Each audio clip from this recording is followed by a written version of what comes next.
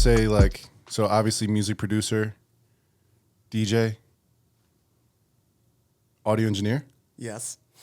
graphic designer. True. That's all I got so far. Event producer. True.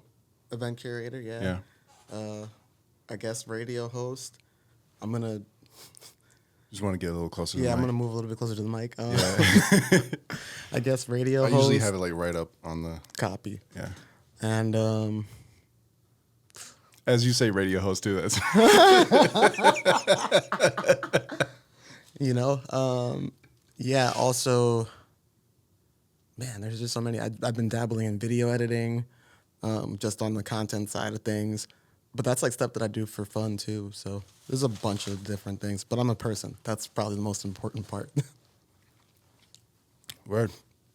What have you been listening to lately? A lot of foreign exchange. Just like a lot. What's that? Oh, you've never listened to Foreign Exchange? That's Nicolay and Fonte. And they do Fonte from Lil Brother.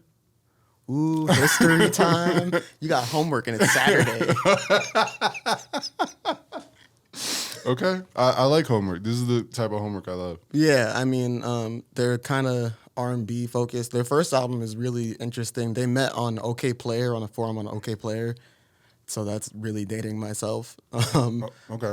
And because when you said homework, I'm like, okay, maybe neo soul, but this got to be after that, right? No, I mean it's post neo soul, but like the ripples of neo soul, obviously, they go through. And he was still to this day. Yeah, of course. Yeah. I mean, it's just so many of the fundamentals of where we're at now musically. But he was doing an R&B thing with Fonte from Little Brother, who was primarily known as a rapper, but he also sings. So he did this whole project called Connected about 20 years ago now. And it's just beautiful. There's just so many different ways that they've produced music. And Nicolay, I think he was overseas. I can't remember where he was born, but somewhere in Europe. And they were just sending beats over OK Player forums and things like that.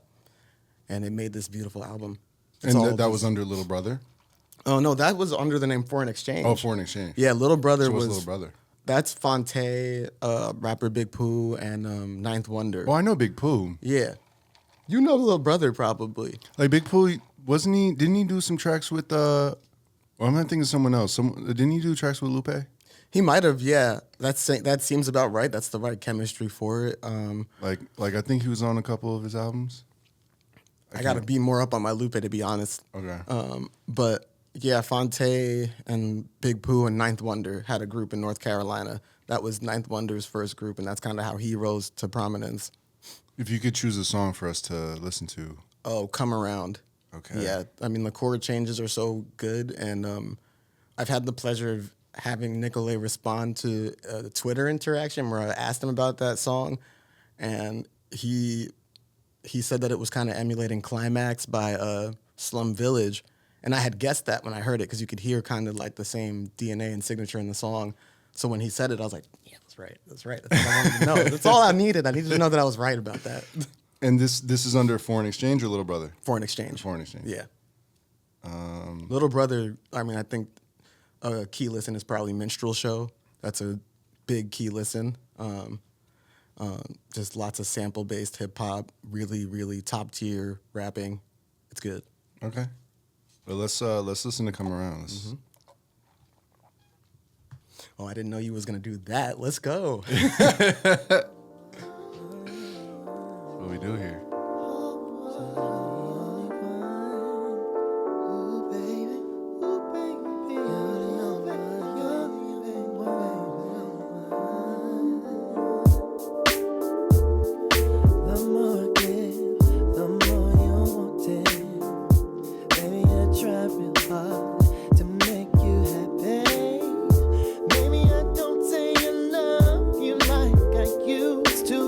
Please never doubt that I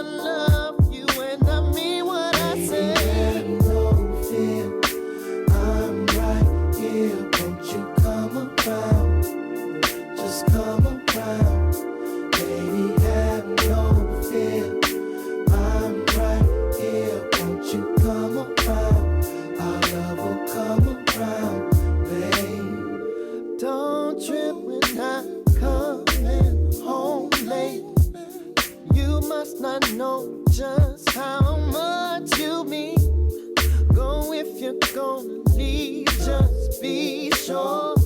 Cause all your wants and needs won't be ignored.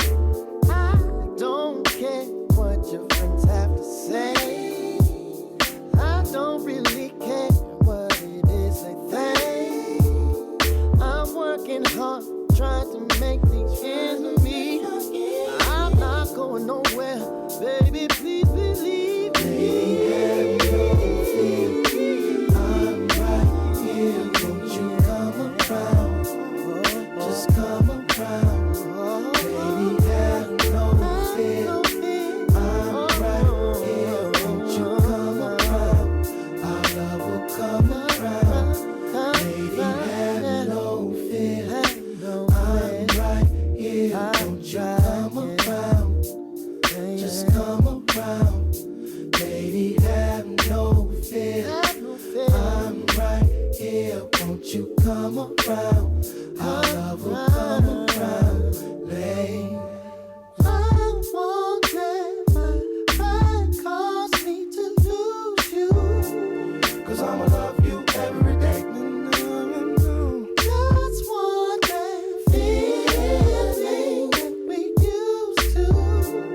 Cause I'ma love you every day. Lady, have no fear. I'm right here, won't you come around? Just come around. Lady, have no fear. I'm right here, won't you come around? Our love will come around, babe. The more I give, the more you want it.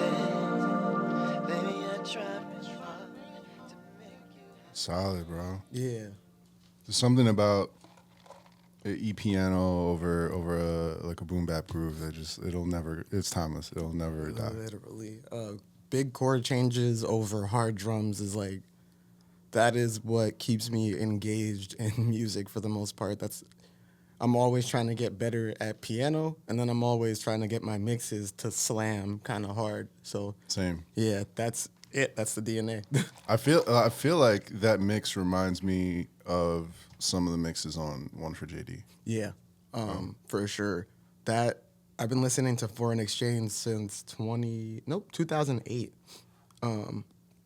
maybe 2009, and I know like it was the trend for lo-fi to be like study music, but I was legitimately in school, like in art school or whatever, doing finals, listening to Pandora, and like J.Dilla beats would come on, and Foreign Exchange instrumentals would come on. It'd be on like Nujabes radio or something on that, and He had a radio, and that's how you pronounce Nujabes. Is it Nujabes? Yeah. Oh, I always said Nujabes. yeah, we all did. But then I did the knowledge now, but like I had to.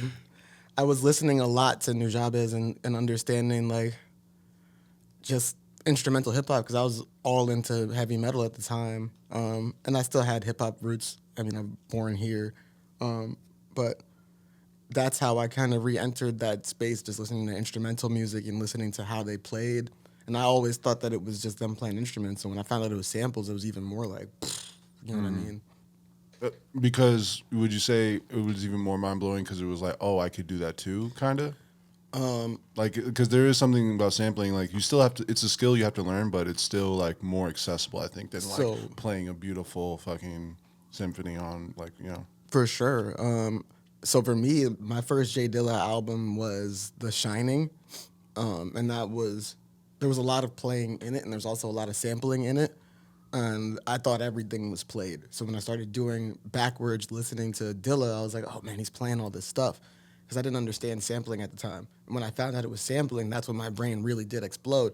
Now, I didn't find out till later. So since I thought he was playing all that stuff, when I started making music, I was trying to play everything.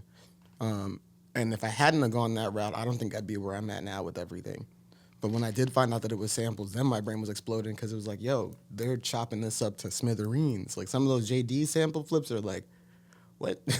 How did you think to do that with that? So it was more that they took something that was kind of written in stone, like set in stone, that this is the arrangement of a song, and they chopped it and reorganized it, and that kind of blew my brain. But to re-ask the question, like what blew your mind about the sampling? Like, was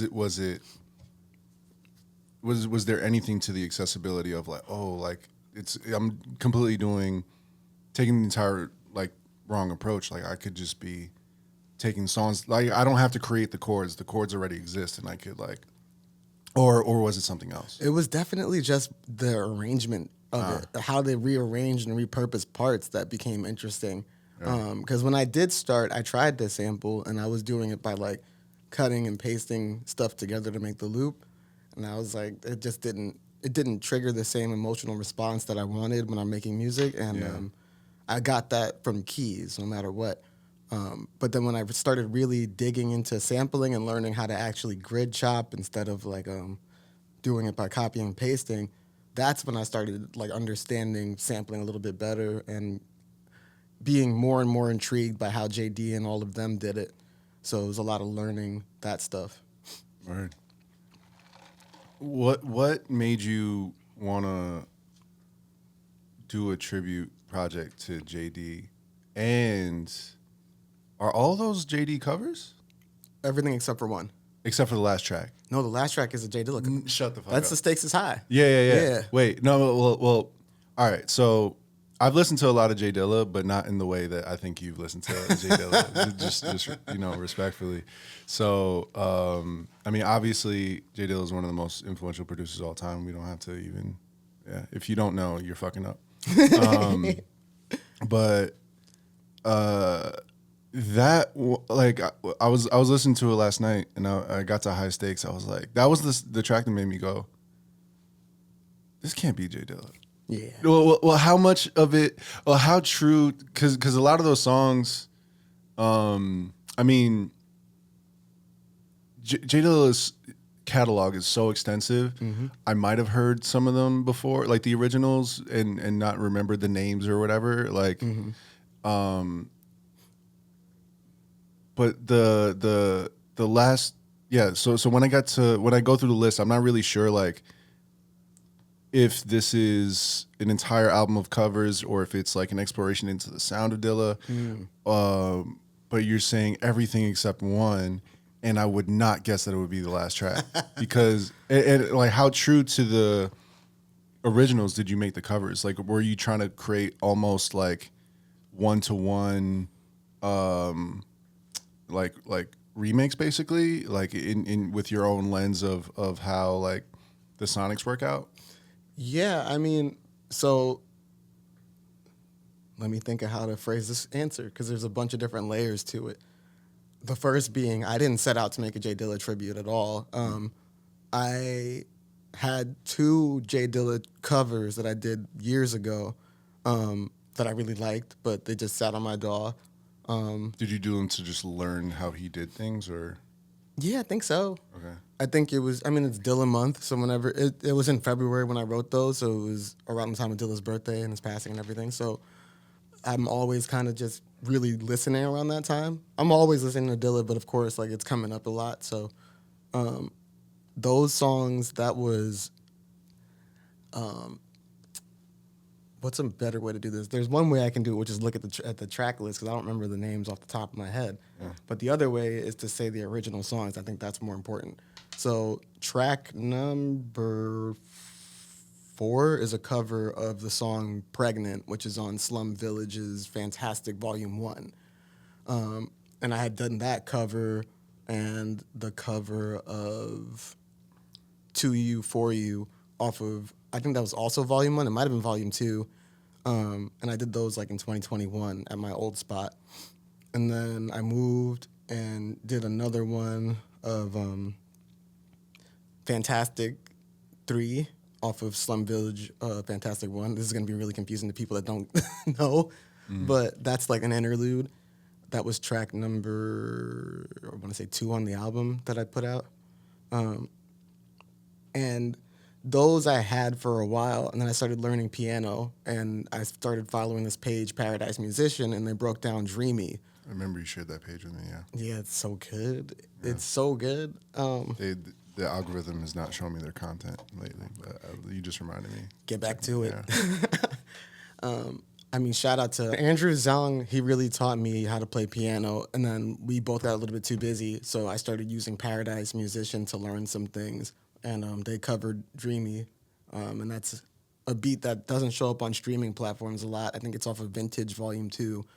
So I learned that, and at the same time, I wanted to learn how to play the bass, so I played the bass line to that and started learning bass.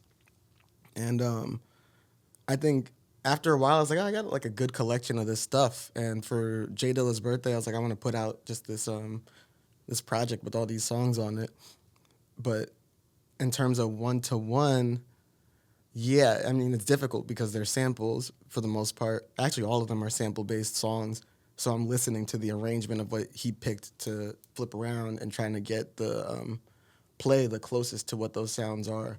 So it's not exactly one-to-one, but as close as I can.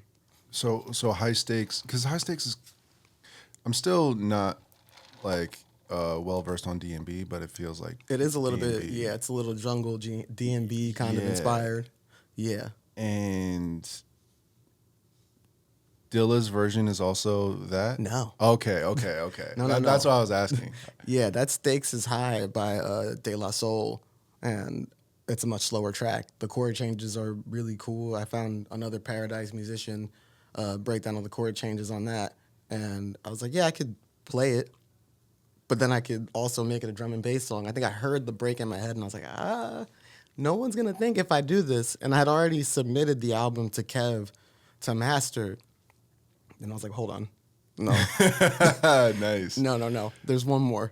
Nice. And yeah, I'm glad we put that on there. But people have come back to me several times and been like, yo, that track is crazy. And I'm like, that was a last minute addition to the whole thing. Yeah. But it's the outliers that are really just gonna stand out just because they're the outliers too. If you did like a whole D&B album and you had one track that wasn't, people would be like, oh, I don't think it says anything about like the others. You know what I mean? Oh no, but I think it's always interesting when people do that, and I like so much different music, you know what I mean? I'm always trying to, like, if I have a project that's more genre specific, I'll still try to put in something that touches one of the other genres that I enjoy too. So there's a range of stuff still. And drum and bass and hip hop are, they're siblings. Are they? Yeah, man. How so? Breaks. Oh yeah. That's true. Yeah, they're like siblings or cousins or something. I don't know much about the history of D&B. Ooh, yeah. I mean, It's a European thing, right? Like they. yes, it is Yeah. it's a strictly British thing, Mm-hmm. but it came from garage, which came from house, which came from us. So it was a combination of garage Yeah. and hip hop making it overseas. And What do you mean house and hip hop? Making it Sorry, overseas? yeah. House and hip hop making it overseas Yeah. to the UK. Yeah. And I think people started getting sick of the garage sound, and they were like, all right, I want something else, let's go faster. And they started doing these breaks, and that's like a lot of dub influences from the Jamaican people that were coming to the UK. So there's a lot. There's YouTube videos all over the place that tell the whole backstory and the connections and everything. No, I'm sure. It's just there's so many rabbit holes to go down. I just haven't gone down that. I mean, in general, like I'm a big fan of space and music, and I like D&B. Like I do like it. Like when people play, I'm like, that's cool. But it's just it's still a world I haven't really explored too much because I just think that I gravitate towards sounds that like tend to have more space, I guess.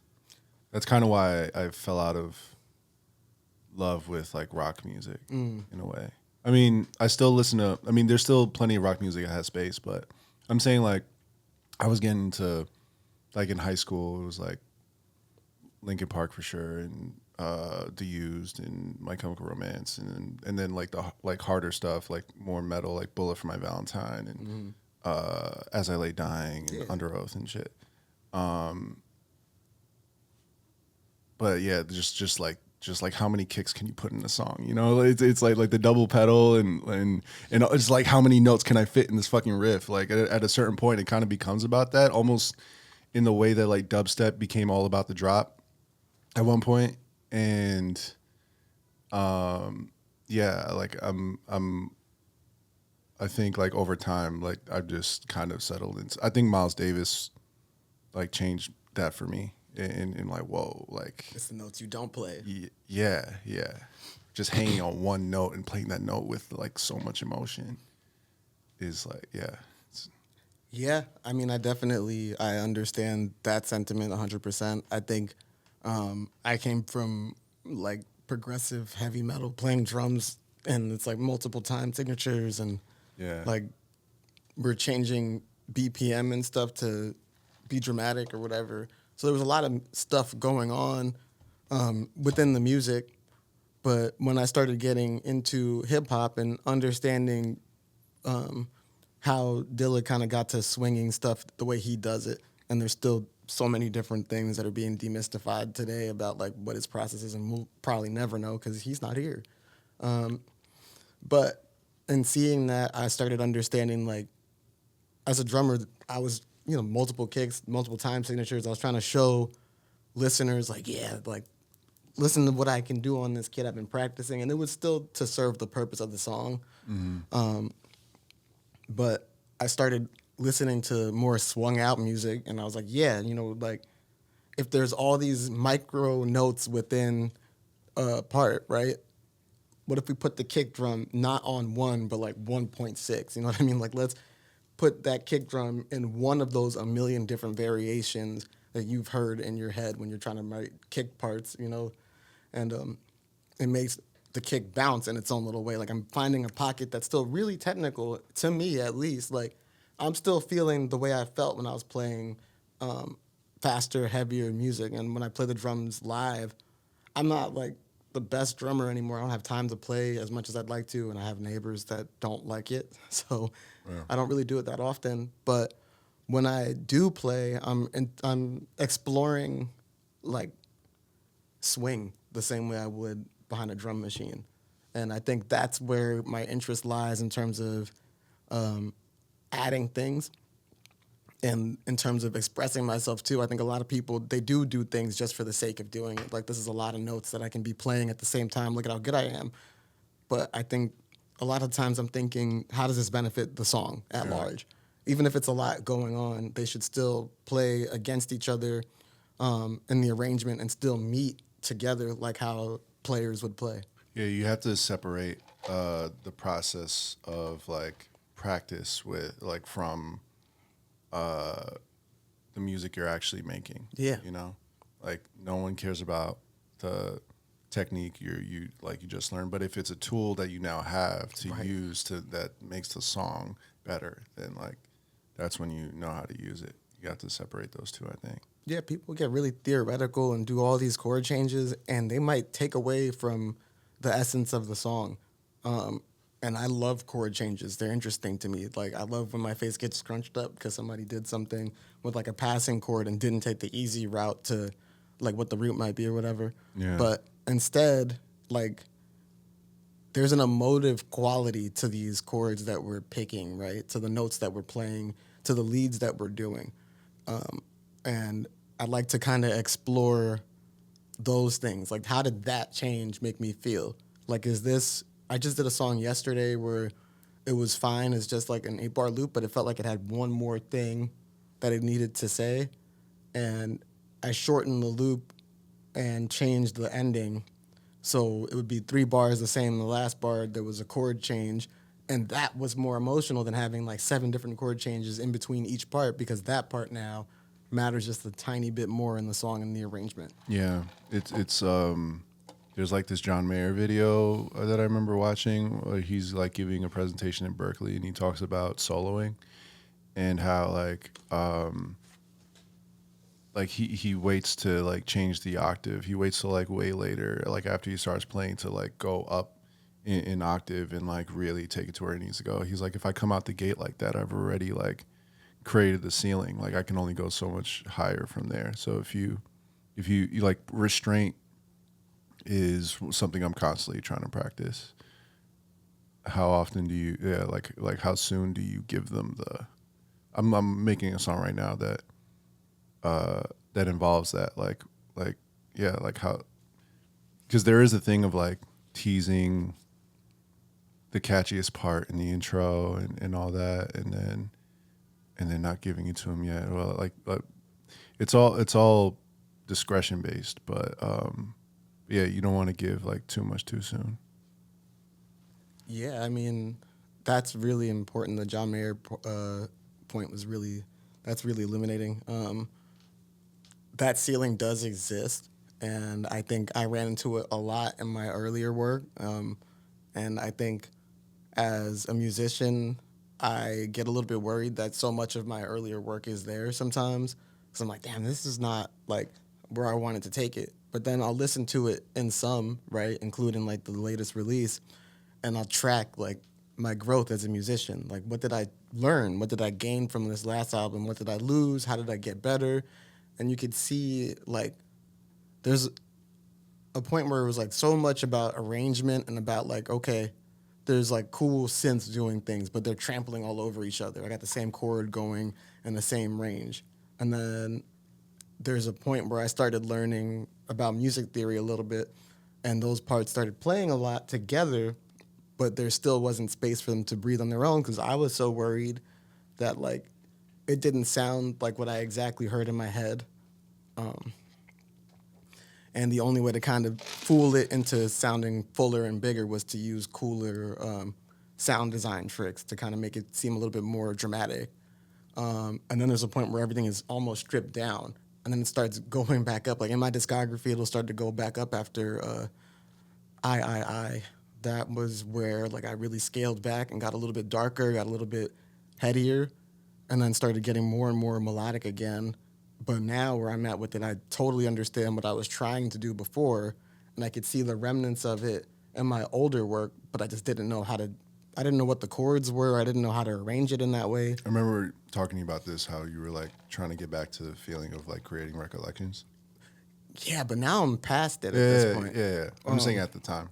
Yeah, I mean, when I was there, I think this was around that time that you dropped 3. You were talking about that. Yeah. Yeah, I mean, like, I think now that I've gotten a little bit further and further down the rabbit hole, I think that is where my default, like, okay, I sound like me 110%. Nothing else sounds like that, and that's how I sound. Yeah. So I go back to that sound fairly frequently, and it's probably the first, like, anything that sounds like that is probably coming after a period of me not writing music for a really long time. You know what I mean? Yeah. So, like, I'll have writer's block or something, or imposter syndrome, or I just won't be feeling it, or I'll be away from the desk, and when I come back, the first 2 songs, I'm like, what is this? This is garbage. Music is like the only thing, when you say imposter syndrome, music is like the only thing you could do like thousands of times and then like go back to your desk and be like, do I know how to make a song? It's like you have to literally prove yourself every time that you're good at this. Yeah. And it's because there's no ceiling. You know, people get good. People get really good. People get great even.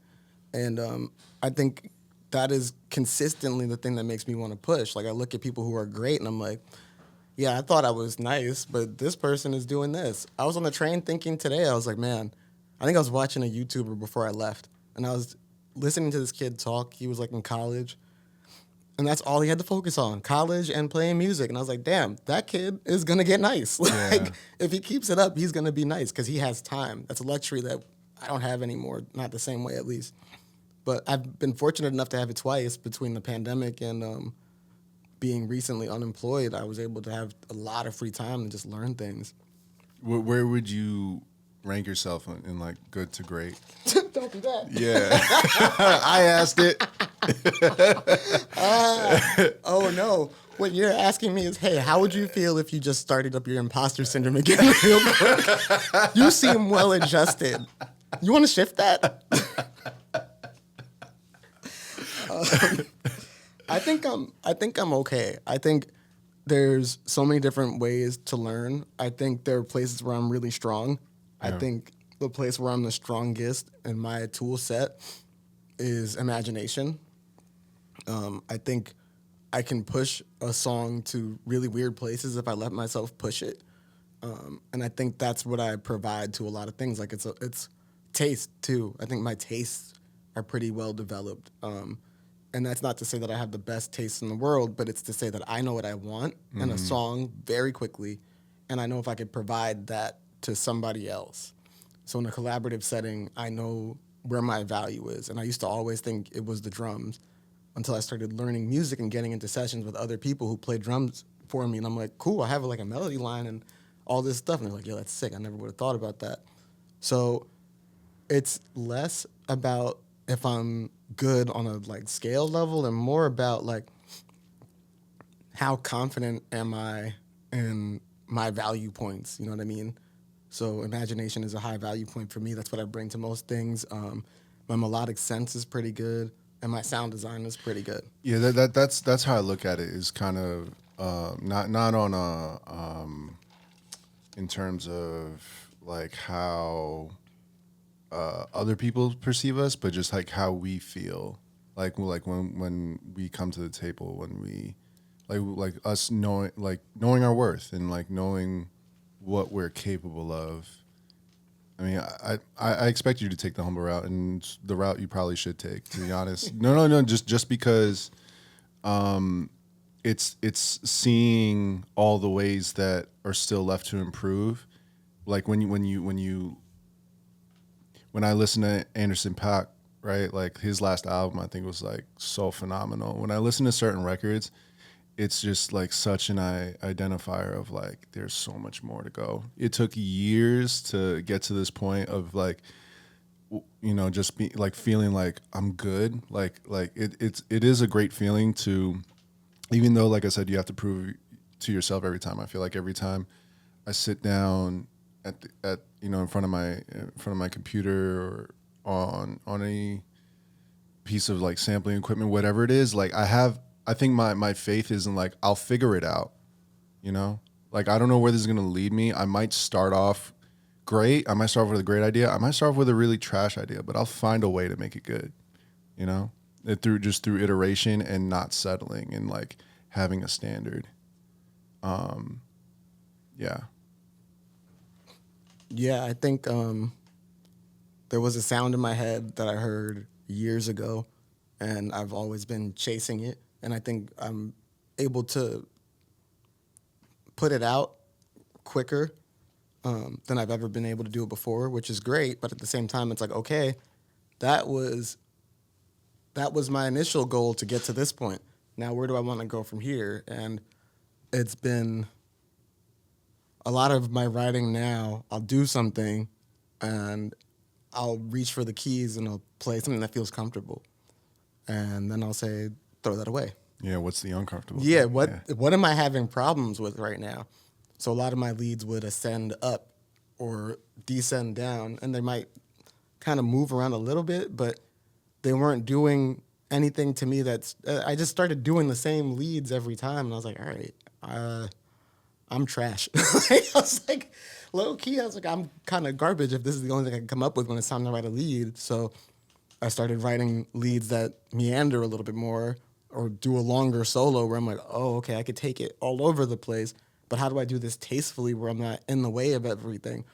So I think, like, I got used to... I started trying to write for sync over the pandemic and varying degrees of success with that, but it taught me how to take a prompt and kind of explore it, and I got used to writing for a prompt. So now when I write, I'm thinking, like, what can I learn? What's cool? Like, what do I want to do with this that I haven't tried already with something else? Or, like, how do I want to break up this sound even? Like, sometimes I'll come up with the chord progression because I'll always start with, like, Rhodes or something really simple. And then I'll listen to the chords and be like, man, that's really cool, but it's really full. Let's separate this arrangement from this initial Rhodes idea, and let's have a pad doing this portion of the chords, and let's have a lead kind of doing the 9th or the 11th or something, or coming down to the 7th. You know, like, just thinking of it in a different way of how I'm arranging the music. I think I got lost in that thought a little bit. I don't even remember what the initial question was. I guess we were talking about getting better and seeing like Yeah, skill I levels, think yeah. you were just like responding to some, like I was just talking about like having the confidence to like figure it out. And that's all it really is. It's like you trust yourself, you trust your taste, and I think that becomes better and more important than how technical you are, how well trained you are in theory. Like I started learning theory not because I wanted to be better than everybody in the room or like know what people are talking about, but there were chords in my head that I would reach down and play and be dissatisfied because that wasn't what I wanted. Or there'd be chords that I'd played by accident and then I'd go and reach to record them and then I look at the keyboard and I'm like, what was that? Or songs that I hear in my head even and I'm nowhere near a studio and I have to sing the song to myself all day long till I get home and it's different by that point. With theory, I can now think, okay, let me record the top line, and the top line will make me remember what I have. I'll do the top line and the bottom line. So I have the voice leading that I want and the bass line that I want.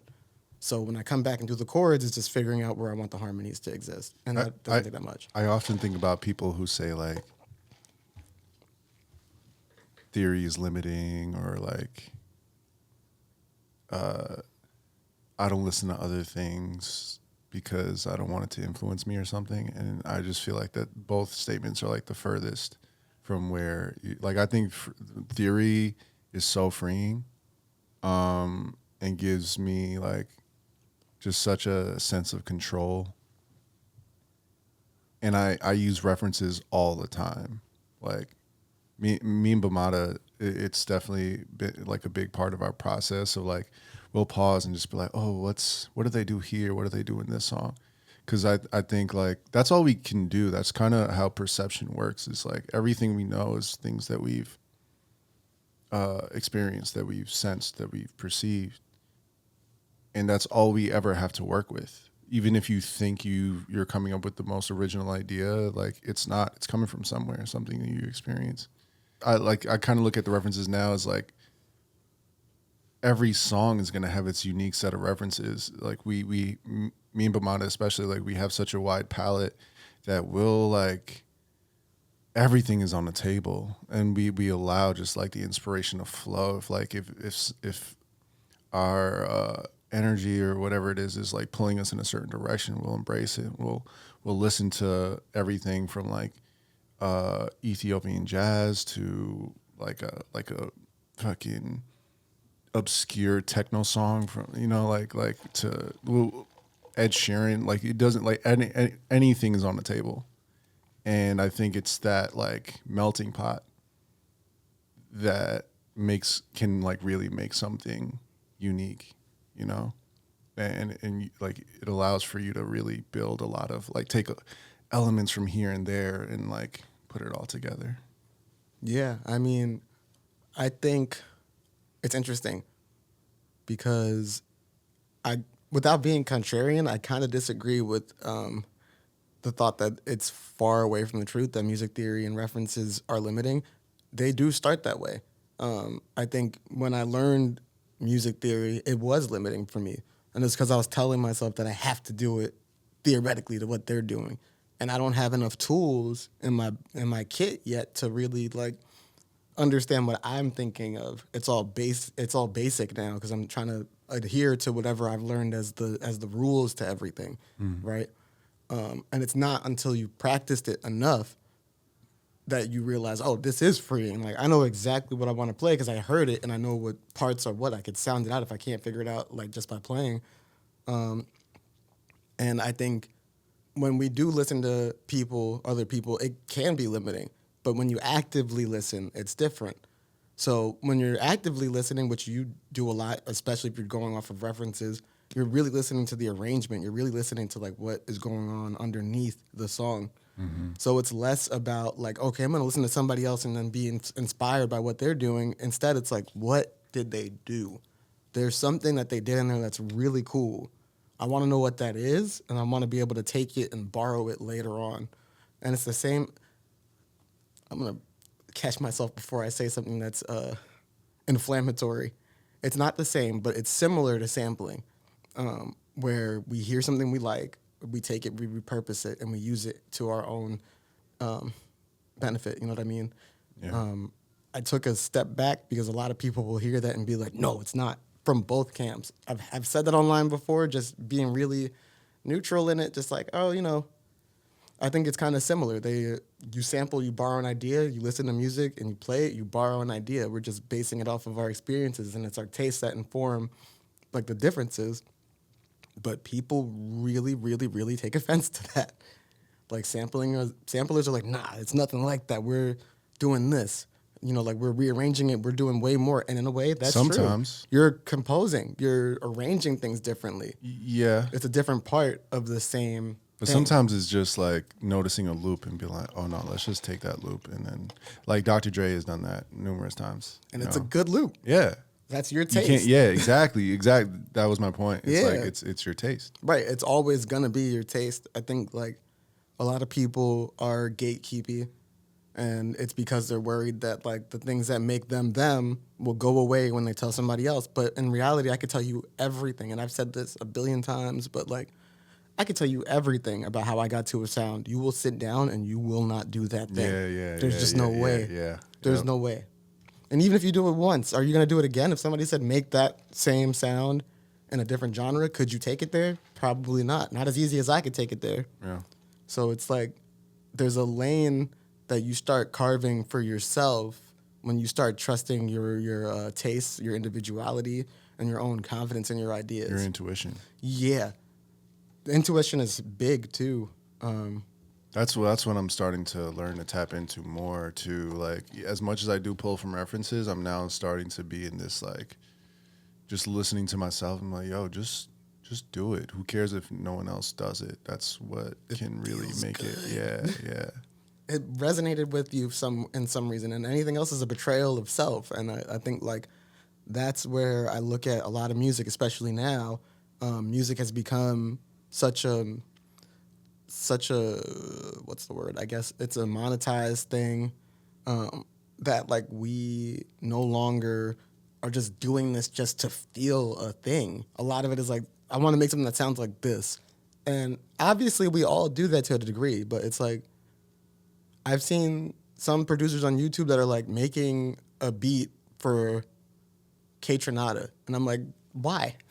Why are we making a beat for K-Tronada? For another producer? For another producer. Yeah. And that's funny because I did a whole tribute to J.Dilla earlier, but I'm not writing it because I think J.Dilla needs more beats. I'm writing it because I love those arrangements, and I'd like to explore those arrangements a little bit. Yeah. But people get so tied into trying to sound like someone else that they lose. Like, you hear them get excited when they do a part that's different than what the original thing is, and it's like, okay, chase that all the time. Mm-hmm. Why not chase that excited feeling all of the time? Yeah. In terms of you said something earlier about like you feel along the lines of like you feel dialed in on what your sound is, and I'd like to unpack that. You know, you've like grown up in music. Like, I remember you saying your family like was in a band, so you grew up like in that, and I'm sure, like, you know, all of our experiences inform who we are in present day. So, like, could you maybe like walk me through your experiences in music from the beginning and like how it's shaped you, how it's and like kind of ending with like what your sound is like at this point? No doubt. I know it's a loaded question. It is. I think I'm trying to think of a way to do this in a way that I don't get lost in it. My parents played reggae, so I was hearing bass lines all day long. And they're from Jamaica? No, my dad is. Or- My mom's from Philly. Okay. And she grew up as like a punk rocker, playing guitar. Yeah. She was in the LES when the LES was popping. They had Sade as like a roommate or something. I don't remember what it was. Shut the fuck up. Yeah, it's a pretty crazy. I just passed by like the Bad Brains mural over. Yeah, the Shepherd Ferry mural. Yeah, I yeah, fucking yeah. love Shepherd Ferry. So I Yeah. passed that and I just thought about them because they had some ties with them too, growing up around here. Well, not growing up, but like living around here in the 70s and the 80s. But your pops came over from Jamaica. yeah, he lived in Bushwick after he came over here. Right. So I was hearing a lot of chords, a lot of multiple part vocal harmonies because my mom sang, my dad sang. Swing Lil's mom was in the band. She sung, played percussion. And we were just little studio babies. We'd just be there like...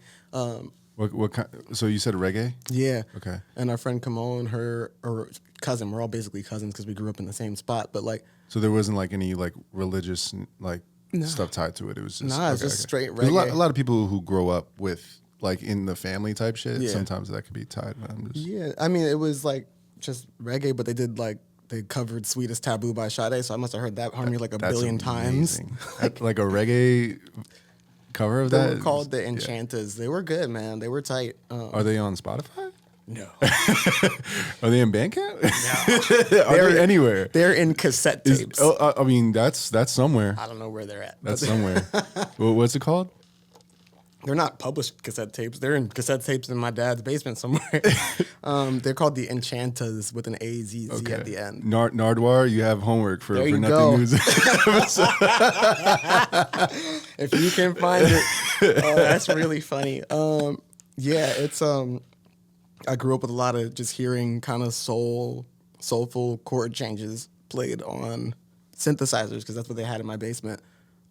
Well, what synth? I'm gonna ask so many questions, but I promise we'll stay on track. I'm No, really it's cool. interested. I'm doing my best to hang on to the ribbon of an idea. I'll help keep us there too. It's like Charlie from it's It's Always Sunny. There's like yeah. Well, yeah. What synth? it's an Alpha Juno. That is the one that, and I have that Alpha Juno. My mom had an Alpha Juno. What's an Alpha Juno? So I know there's the Roland Juno. it's the same company and it's the same synth, but it was made in the 80s or 90s, I want to say. The Juno was a early 80s synth, and the Alpha Juno was the 90s kind of thing. And it was just accessible. It wasn't that expensive at the time, so they had that. So it's by Roland? Mm-hmm. And just another model of the Juno, just like a, okay. So I was hearing Offshoot. synth sounds like growing up all the time. I just didn't know they were synth sounds. I just heard a keyboard. And I learned how to play the drums because my dad wanted me to play drums. Okay. And So you that's how you got your first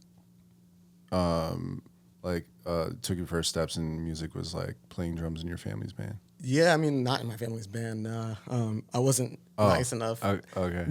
And I think my brain was already like, I want to play more than just like. I was like, bro, I need to I want to move around the kit. I would do a fill, and my dad would look at me like, "What are you doing? Yeah. What is that? Why'd you just do that?" And I'd feel so bummed out that I wasn't able to jam the way that I wanted to jam. So when I was in middle school, I joined metal bands, and that's when I was able to I was really starting to listen to metal because I was sick of hearing Sade and like reggae stuff all day long. I wanted to hear something faster. And my parents didn't let me listen to hip hop either. They were older, so Same. I was listening to like smooth jazz radio, which is another color that I'm painting with now. Just a lot of chord changes. CD 101.9 had like all the cool chord changes, the cool jazz like chord changes. And then I played metal for a couple years, and our guitarist one day. How'd you even stumble into that though? Like coming from reggae, how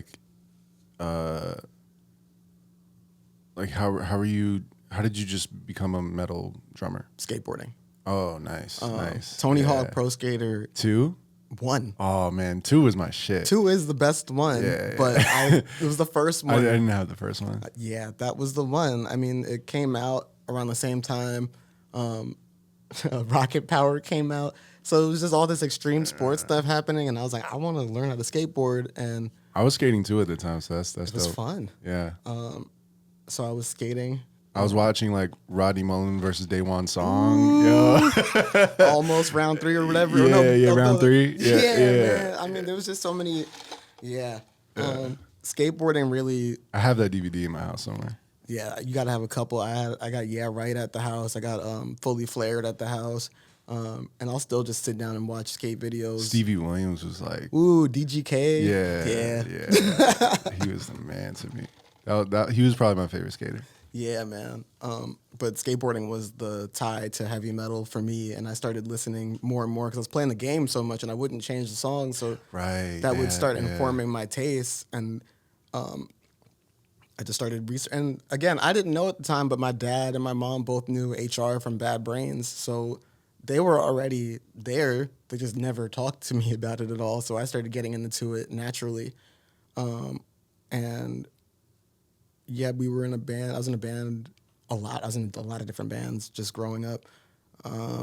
They never really went too far. We started doing a little bit better in college because we had time and money to really go into the studio and perform. That was how I started learning recording studio techniques from being in my friends' DIY studios and watching them put things together. And that around the same time, my dad wanted to build a recording studio. So he didn't have the tech part. It's a playground. Yeah. I mean, not really. It's like a playground where you can't touch stuff, but I'm sure at that age, I'm sure. Or, I mean, even just like, even if you're older, like it's still like, He was my trying shit. for a while. Like he was really trying to build one out for a really long time, and he didn't have the tech part down. So every time he would get he got ADATs and cassette tapes and things like that, and every time he would step up in tech would jump again, and he'd be behind. So when I was finally in bands and everything and learning studio tech, I was like, yeah, you just need Pro Tools. He's like, I don't know what Pro Tools is. I was like, if we get Pro Tools, I could like run a studio off of a laptop. And he was like, if you go to Guitar Center and learn this Pro Tools course, we'll start building a studio. We never did, but if I hadn't have gone to that class, I wouldn't have gotten into engineering and understanding engineering. But my guitarist played in this band. He didn't have a job at the time, and I remember we were practicing. I'm playing the drums, and we were set up kind of like how we're set up here. He was across from me. He was looking at me, giving me changes or whatever. And then he goes like this and kind of like falls down. And I'm focused, but I looked at him and was like, what happened? And he came back up and his guitar is in two pieces. So I laughed because it was insane. He was in one piece before, it came back down.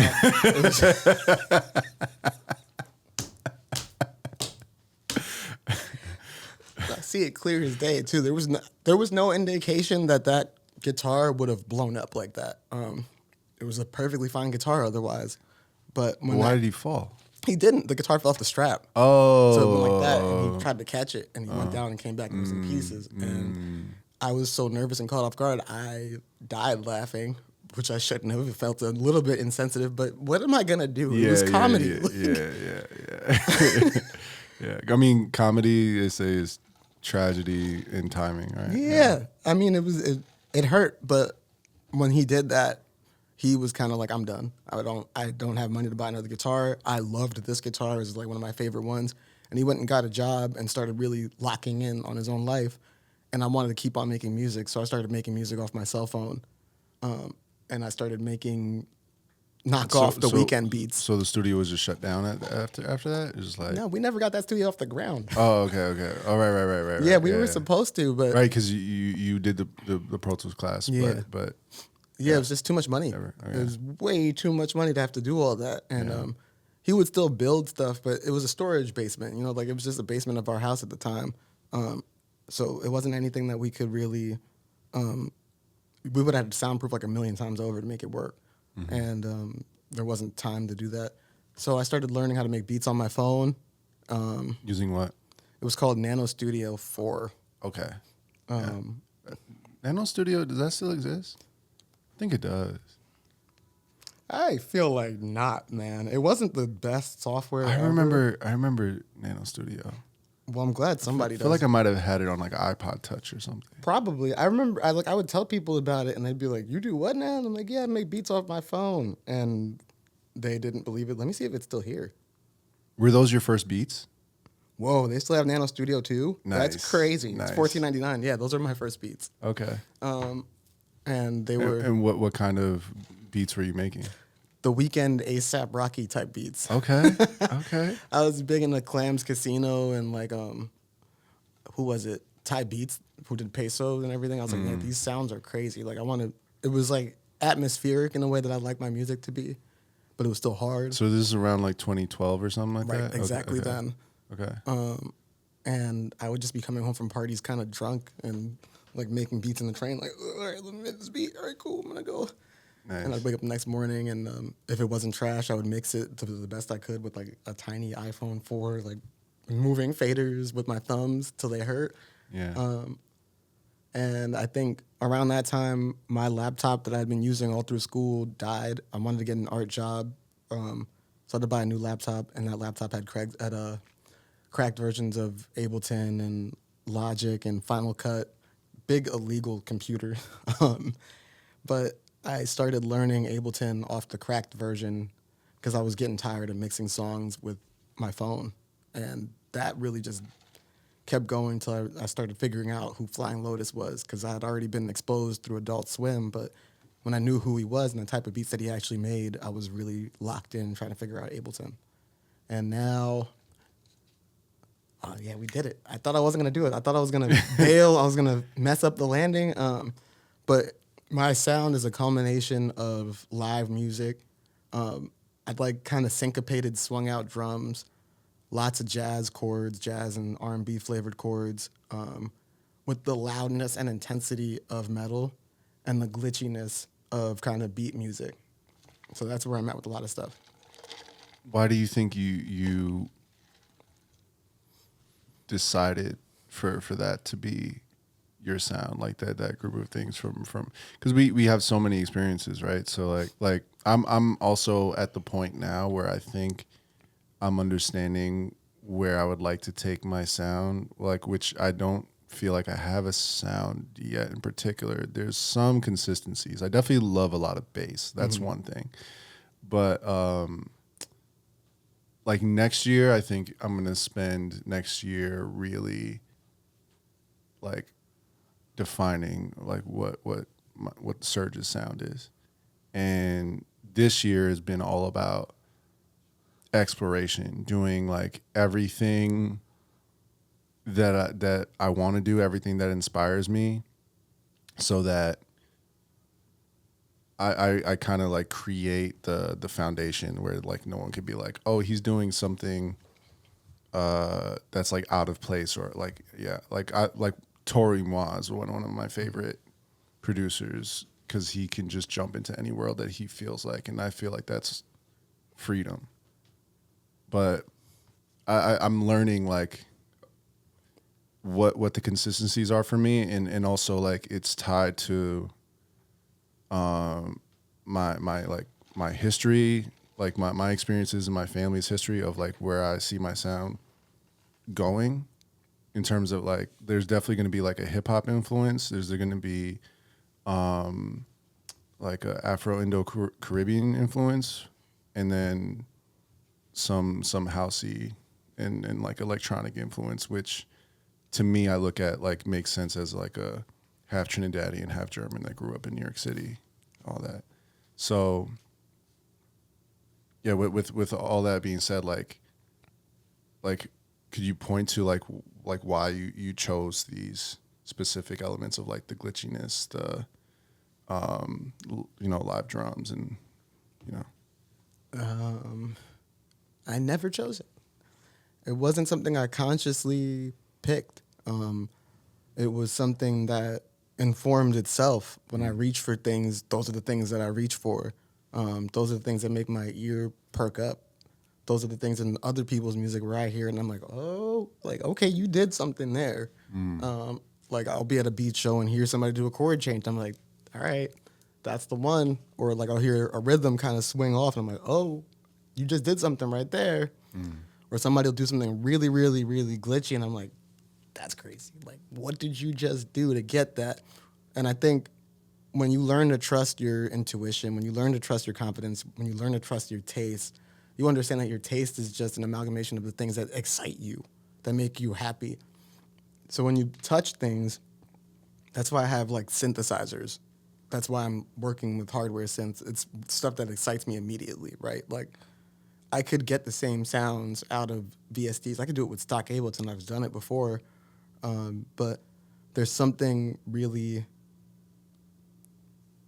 I don't know, there's no word for the feeling that I get when I touch a set of chords on a synth that I've kind of dialed in the right way for a song.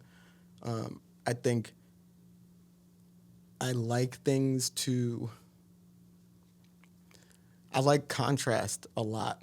When I was playing in metal bands, we would play something really, really heavy, and then we'd break to a part where there's just clean instrumentals and we're mellowed out. We liked to play in a band with two vocalists where we had a singer and a screamer or a harsh vocalist or a yeller, whatever you want to call it. We had a guy screaming. But the contrast is something that I mean, it's in kind of everything that I do. And I think some of that might even be from visual art. I went to school for graphic design, so I started understanding how like colors kind of work with each other. And I think these are things that are just naturally within me, and they inform the decisions that I make. So I don't really think too much when I go to sit down. As a matter of fact, like the biggest training exercise I had during the pandemic was just to sit down and make. You know what I mean? I'm not gonna guide it. I'm not gonna tell it where it's gonna go. I'm just gonna play music, and whatever comes out of it is what comes out of it. And sometimes I would make something awesome, and sometimes I would make something that was real mid. Sometimes I wouldn't make anything at all. I'd make like a drum loop and be like, that's trash. But then I would come back the next day with the same clear mind and be like, oh, wait, nah.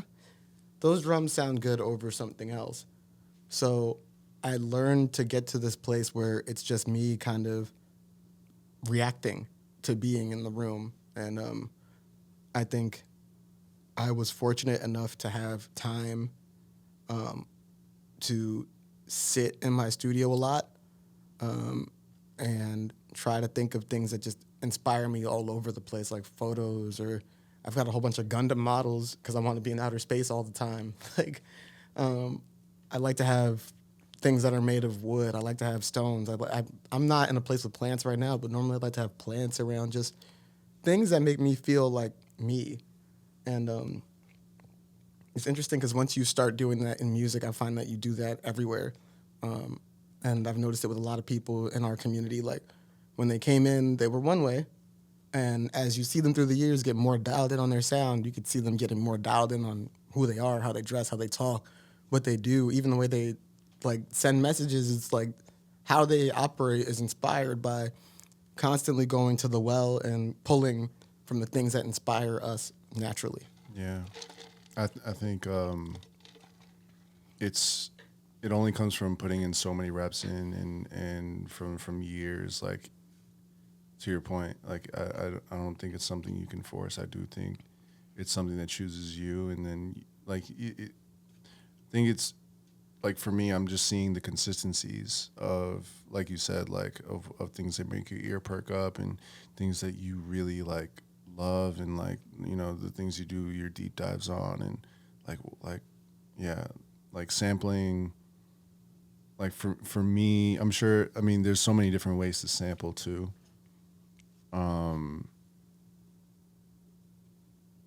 For me, I think it's like Kanye, Just Blaze, like those two probably. Like, I mean, obviously Dilla, but for Dilla, I think for me it's more groove.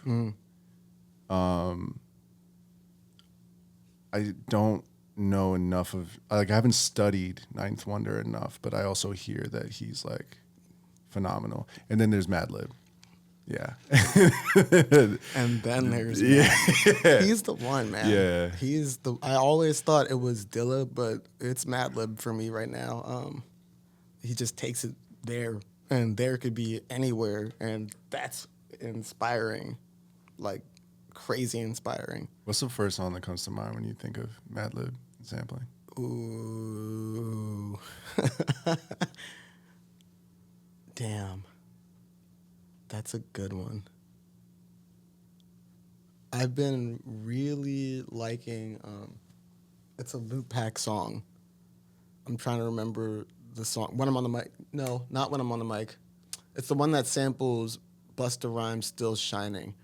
Why can't I remember the name? I'm going to look it up. We're going to fast forward me looking that up. It's all good. Yeah, I'm going to look it up. You think we would find it on Spotify, or would it be like a YouTube? It's Hit You With That. I found it on Spotify. Okay. It's just the beat lurches in such a crazy way, and he just sampled such a weird part of the song that I would have never thought to sample. But I do want to go back to the sound question. Yeah.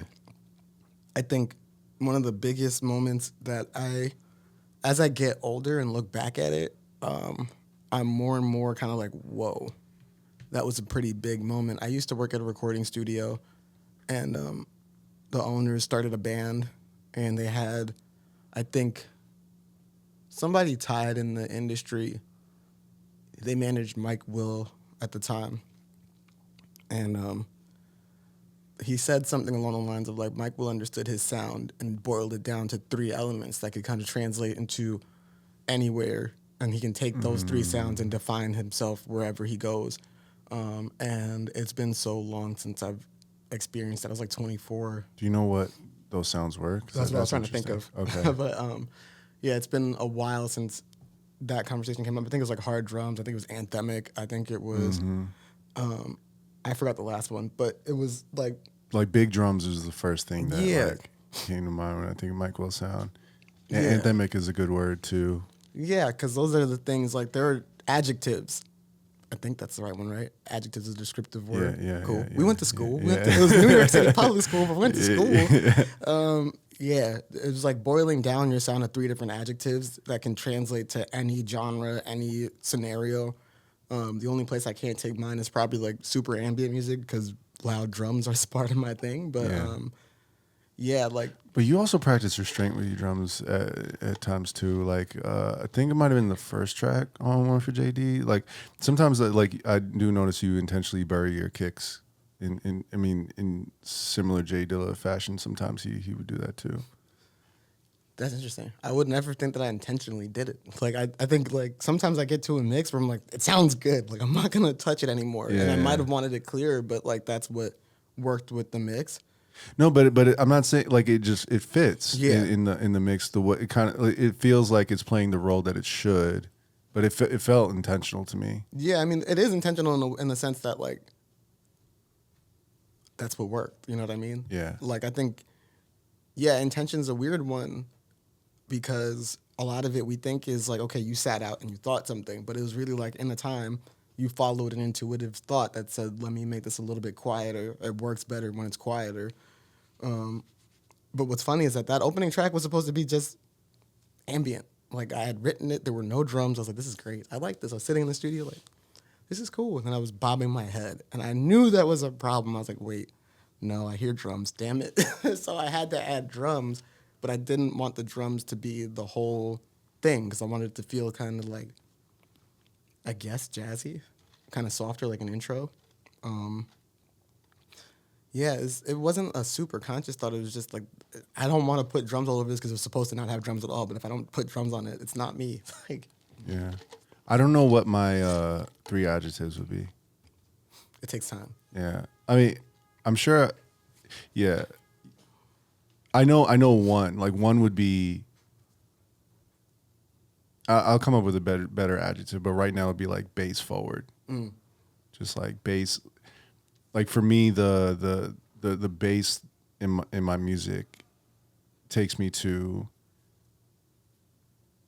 Like my dad, I talk about it a lot just naturally on this podcast, but my dad being a DJ growing up, and he has he's definitely influenced by sound system culture and has had like speakers, like huge speakers and subs. And like he has like, show you how much in the weeds my dad has. He has 3 different sets of speakers, one specifically from the 80s, one from the 60s, and one that's like more modern. So if he wants to hear a certain sound, like he's really detailed. And I think like I just grew up, I'd be like there would be parties or like, you know, friends coming over the house all the time every weekend. And people from all over like my dad would have Jamaican friends come through, and I remember going to some of their parties and being like, that was the first time. Like he had a friend Charles that lived out in Long Island, and I remember that being the first time where, like like the level of bass is like undescribable to like how it just like shakes you, and you're on grass. It's like grass is not supposed to reverberate. You know what I mean? Like soil is not supposed to reverberate, but you like it shakes, like you feel it, like yeah, like. So I've been like that kid by the speaker or like by the sub, or like I've always kind of just been like my ear really loves bass.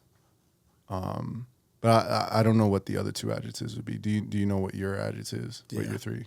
So it's spacey, hard drums, jazz, and R&B. Okay. So those are the three different things that like I'll carry with me probably in all my productions. If I had to sell somebody on my music, or like it's an elevator pitch almost, like what kind of music do you make? That's it. Yeah. Just imagine those three things. What do you think of? Okay, it's that. Like, Yeah. but it took me a while to figure it out.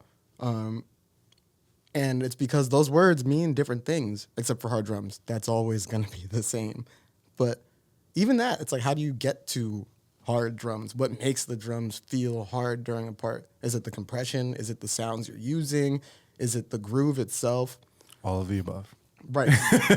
So those are the things that kind of color like my choices behind the mixing desk. And then spacey, that's gonna color the glitchy kind of thing, the textural things, the atmospheric things. I like to throw things in delay and make it fly all over like the stereo field.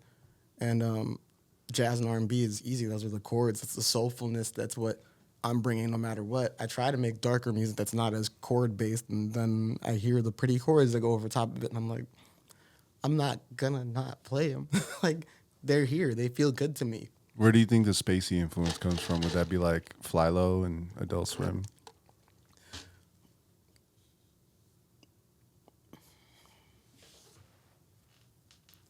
It's an amalgamation of things, man. I just like atmospheric sounds. When I was in heavy bands, my favorite bands would play like a really heavy breakdown, but then a guitarist would be playing like these pretty arpeggiated things over top of it, and that rub, that tension would be spacey to me. Playing video games, there's all sorts of ambient noises that would happen. Like, I like glitchy 8-bit sounds too, because I'm used to hearing 8-bit sounds in my games and in my music. And of course there's Flying Lotus. Of course there's like the beat scene in LA. Those are huge. But that's just what my ear is always listening to. I like space. I wanted to be an astronaut when I grew up, man. Like, that was my whole thing. And then they told me I needed to know math, and I was like, all right, I'll go to space with the music, man. I'll just fly in space for the music. I'm not gonna learn math, man. Yeah, I'll be in space figuratively. They're like, you can't use a calculator for all your equations. You won't have a calculator with you in the street. As soon as they started making phones, the calculator's like, what am I gonna do? What are you gonna do now? I have it. I have the power. You said I couldn't do it. Now I can. Why am I gonna do anything else? Shout out to the mathletes. That's not me though. Word. Who would you love to collab with? I have a hard time with this question personally, because there's like who I would like the idea of collabing with, and then there's actually like really envisioning myself in the room and how I'd probably cower inside. Like, I love the idea of like collaborating with Pharrell, because the Neptunes like are definitely top for me in terms of influences, but I envision myself being in a room with him, and I like, it would be so hard for me to contain myself, or like to just like have the level of confidence. Oh yeah, like I can do this. I can, you know. I would really have to like feel it out. I think it would be magical, but because that's another thing too. Like, loving someone's music and someone having a great influence on you doesn't necessarily equate to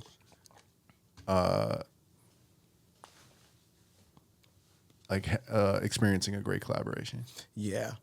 That's why it's kind of loaded, right? It's a little bit of a loaded question, because it's like, there are plenty of people that I would love to collaborate with, but it's like, does the workflow work for a collaboration, or is it me being there like, that's so cool what you're doing? Yeah, exactly. That's not the vibes. You don't want to like be that person. Like, yeah, that's sick. Like you can't be out of body almost. Like you can't be like, oh my God, it's happening. Like you got to be locked in. Yeah, right. Yeah. And I think that's kind of the hard bit, just trying to figure out like where I would fit. I think that's a really good question. I have to think on it pretty hard. I think I keep the door open. So I'm not really thinking of collaborators so much. I just make music, and then if a collaboration naturally happens, I kind of go towards it. I think it'd be cool to be in the studio with disclosure. Like, I think there's a way I could fit into that that's kind of natural. You know what I mean? Like, that's not where I'm like, oh, it's them. And of course, there's a level of that, but it's, I think I could contribute pretty well to what they're doing, even if it's just playing some drums. Like, and I think that's where I kind of place you too, is like, I'm sure they would love like some live drums. Or like, yeah.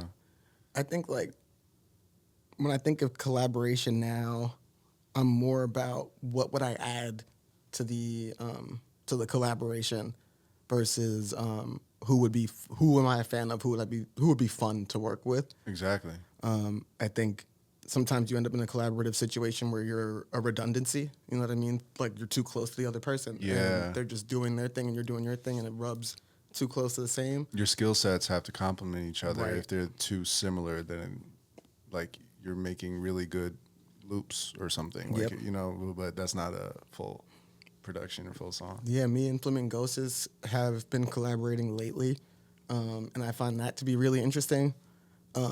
He'll do the drums, which is where I think I'm always like, yeah, it's gonna be me doing the drums, and he starts making the drums. I'm like, these are pretty hard drums. What am I gonna add to these drums? You know what I mean? Yeah.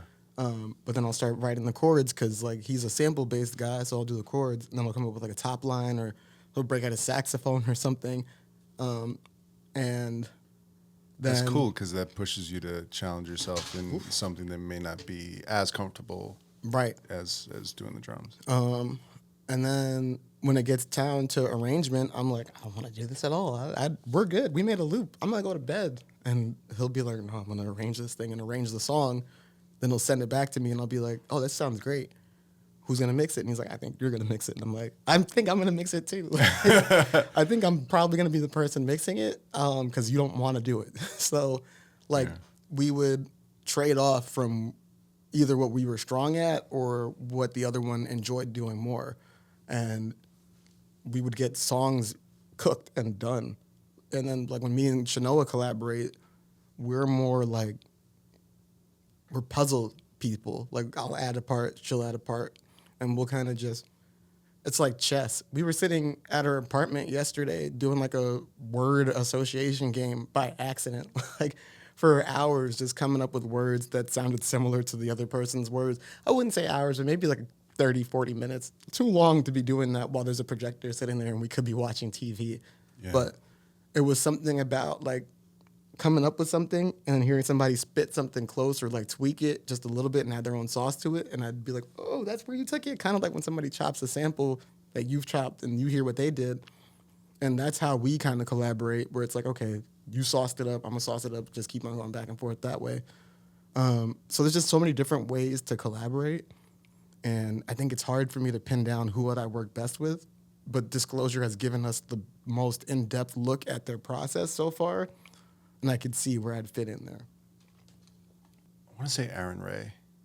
Because he also, he produces. I just saw him like playing the drums on IG. And I'm like, yo, this dude does a lot. But I feel like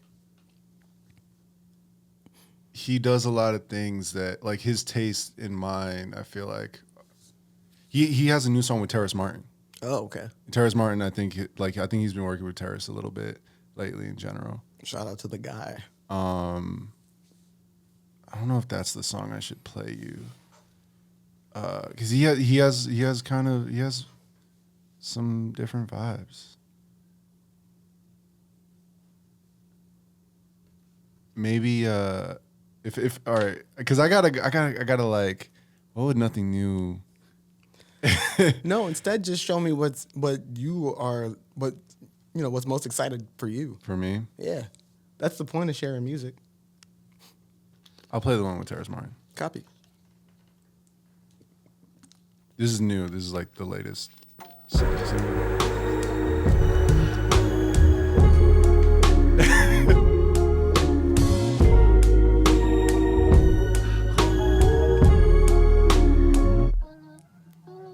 Riding solo. Guess I'm always riding solo. Flying solo. Guess I'm always flying solo. Where's my car? It's getting pretty scary. I'm thinking way too much. It's probably cause she getting married. It's not her fault. I didn't do what's necessary. From January to January, we could have been legendary. As far as I'm concerned, I'm retired, I won't love again. As far as I'm concerned, she's just tired, not in love with him. But I know she is. As far as I'm concerned, she just settled, yeah, I know, pretend. Waiting on me to bust right in and save her like I'm Superman. Damn, it's clear as day that I'm riding solo. Guess I'm always riding solo. Flying solo.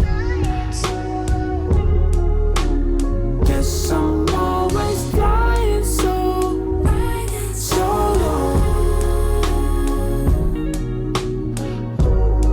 Isn't it crazy how we went from best friends to lovers, now we're just strangers? Sorry I left without explaining, I couldn't figure out how to save you. We were living love in a countdown, one more round and it would be chaos. Had to go, hope you find a way to be okay without me. Know you haven't spent this many days without me. You'll find a way without me, oh. Yes, you're on your own, so I get you. Riding solo. Guess I'm always riding solo. Flying solo. Guess I'm always flying solo.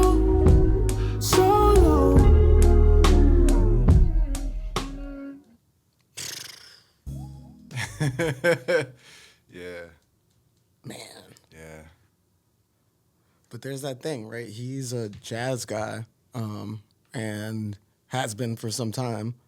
And he's playing a lot of things in the arrangement. There's bells, the piano's doing riffs sometimes. There's the vocal stacks, the bass is doing a riff sometimes. And it's complicated. Thing about R&Ray though is you don't know what he's playing too. Like so don't give it all to Terrace, because he That's crazy, too. Because he's on his previous projects, he's listed as a producer on like all of his stuff, and like I said, I've seen him clips of him playing drums, so I'm sure he gets very active, and his sound is like, it's consistent, but it's also like you could tell when someone is like overseeing the process of it, like being like a really traditional producer in that sense, like it feels very curated.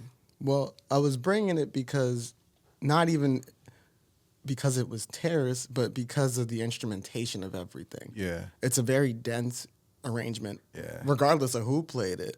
Because I'm totally fine with being wrong on that one. This is my first time even hearing it, and it's crazy. It's so lush.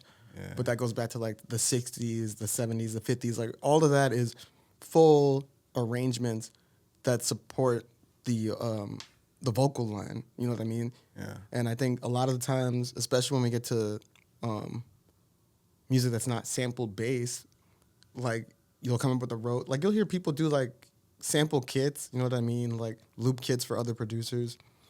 And the arrangement will be good, but it's missing that focus of like, okay, there's a string doing this line, and there's chords doing this line, and the bass goes up at the end. You know what I mean? Like, excuse me. So there's parts of that that are inherent to the soul era, the Motown era, and that is virtuosity meeting the songwriting, meeting the arrangement. Like, your skilled player that knows how to play, that can take it wherever, but you're only taking it to where the song needs it. And that's what theory, I think, eventually imparts on people that like practice and lock in and shed like constantly, at least like 20, 30 minutes a day. Like for years, you get to a point where you understand the arrangement that way. And it's only if you're thinking of it as an arrangement thing. So I think like a lot of people look at producers and see us as just like, okay, you make a loop and that's it. But the longer you go at it, even when you're sampling, like you're listening to the arrangement and you want things to complement the arrangement of everything. You're thinking of the song horizontally and vertically. You know what I mean? Like the length of the song, what the song is doing, how the thing progresses, and as well as like what are the stacks. But 360 too, like what's forward, Yeah. and like what's behind, like, and then panning. Right. Like, You're thinking it's of it's everything. a whole, it's a sphere, Right. really. No Yeah. flat earth thing, man. All right, B.O.B., like the earth is not flat, it's round. So we're trying to create that space. And that's very true, too. We're trying to create the world that we interact with daily, the world that we hear. And music and sounds come from everywhere. Like, it's like you could hear the sirens in the mix, right? Like you could hear it in your headphones. Yeah. That's not a problem. That's real life. And I think Yeah. we, and especially with computer music, you miss that. Like some of my songs will have the sound of my computer fan going because I couldn't stop it from bleeding into the mic because it was loud and it was hot, and that's what it does. Yeah. Or sometimes, like I had one song. I add that shit in on purpose. I mean, no, just like analog hiss or RC Yeah. retro color or whatever it is, like, or textures, atmospheres, like, I mean, off down to the splice or cables whatever. we use. Like, if you're Yeah. taking stuff out of your computer, the quality of cable you use Yeah. changes the sound that you're getting. Yeah. So there's just so many different things that become part of your sound. I heard, but how much of that is real, bro? It's real, man. If you use crappy cables, you get crappy sound. Oh, yeah. And I use crappy But how cables. crappy cables? Like, how crappy do they have to be? Because you can get like I feel like you get clear audio with like $20 cables or like or whatever. But I used to think that too. you're saying I need to upgrade all the cables in my studio? Is that what If you're you want, I didn't. And the reason why I said I used to think that too is because like I currently have one of my synths is wired to my interface or whatever, but when my push is on, the push creates some type of high frequency kind of whirring noise in the recording. And you would think that that wouldn't happen, but I guess the cable's not shielded well enough, so that just is there. That makes sense. But it becomes a part of the sound, right? That's like almost like bit reduction. It's a little top end sparkle that is part of the sound now. I got to replace like 2 cables. Like I would start with my Prophet and see if it does anything, like if it changes it at Or all. leave it. And if it doesn't change anything, I'm coming to your door and be like, motherfucker, you let me. I want my money. I want my money back. Right? I mean, I really do believe that like the records have a life within the technology, right? Within the gear, within the components. Most of my stuff is secondhand. So some stuff on it, like I got a Moog yeah. that's secondhand. It's Yeah. kind of jittery. Its filter doesn't always work like the right way. Yeah. And when I first got it, I was like, damn it, I can't believe this is my problem. And then I thought, oh, I can get this repaired. And then I thought, I don't want to. I just want to leave this because I don't want to take it anywhere. Yeah. And now I work around it. I have another Korg piece that I got when I used to work there. and I bought it for really cheap. But when the power's plugged in, it causes some interference, and it's like a buzz and a hiss. And at this point, I don't use it as much because it's really noisy. It's a problem for me. I need to get a new one. You think a DI like lifting the ground would help at all? Listen, or? man, I have limited hours in my basement. I don't want to be spending time like, all right, DI. Like, it took me about That 2 takes days. like 5 seconds, bro. It took me 2 days to wire my studio, like straight patching things in. Yeah, I know what you mean. It's like I don't want to go behind my desk and pull it out. It's a whole thing. Oh my God, I just had to do that. Yeah. Like, I just had to do that the other day. I was writing music with Flamingos, and we were having a good time. I was like, I know what sound will go great. And then there was like noises coming from the synthesizer, and I was like, I guess we're not using that because I'm not going behind that thing. The patch bay is like the best fucking thing in the studio, bro. Shout out to you for putting me on. I just remembered that right Yeah. now. Yeah. That was like a big deal. Was that even useful? The one. It didn't do exactly what I wanted it to do. Okay. But the act of getting into patching in and of itself was important because now everything is patched in. Yo, I fucking love it. Yep. And all my stuff, I press one button, wing, everything turns on, everything's patched in. I could change the way I want to send things through multiple effects. It's the way that it needs to be. It's how I grew up in studios and stuff too. Like, I was an assistant engineer, so I was learning patch bays and stuff like that. But by the time I got to my own thing, I was like, I don't have that much stuff. And then when I had enough stuff, I was like, it's fine. My system is great. I don't need to do anything. Yeah. But our I conversation love making pushed shit it. hard for myself. Yeah, you know what I mean? Unplugging things, ruining the quality of my inputs and outputs because I keep on unplugging things. And that's really where it's at. Like, the amount of times that you unplug your cable from your synthesizer, it adds up after a while. And that could be a good thing or a bad thing. It's all going to print itself onto your sound. There are some records that I have that I listen back and I can kind of put myself in the room that I was in. Even if I don't have access to the room anymore, I remember what it felt like because you can hear the little intricacies in it. Like, recording a vocal in a DIY studio, it's not going to sound the same in every space, obviously. So you could hear the room that you were in. And as a result, you go to the room. And that's not something that a listener is always going to get. But I get that. And people that know me and have been to those spaces, they get it. So it's an interesting thing. Is there anything that you're artificially putting in there to like make your sound dirtier at times? Because I mean, I'm always looking for that thing because I don't like clean mixes. And I think just recently, just this week, I think I've like really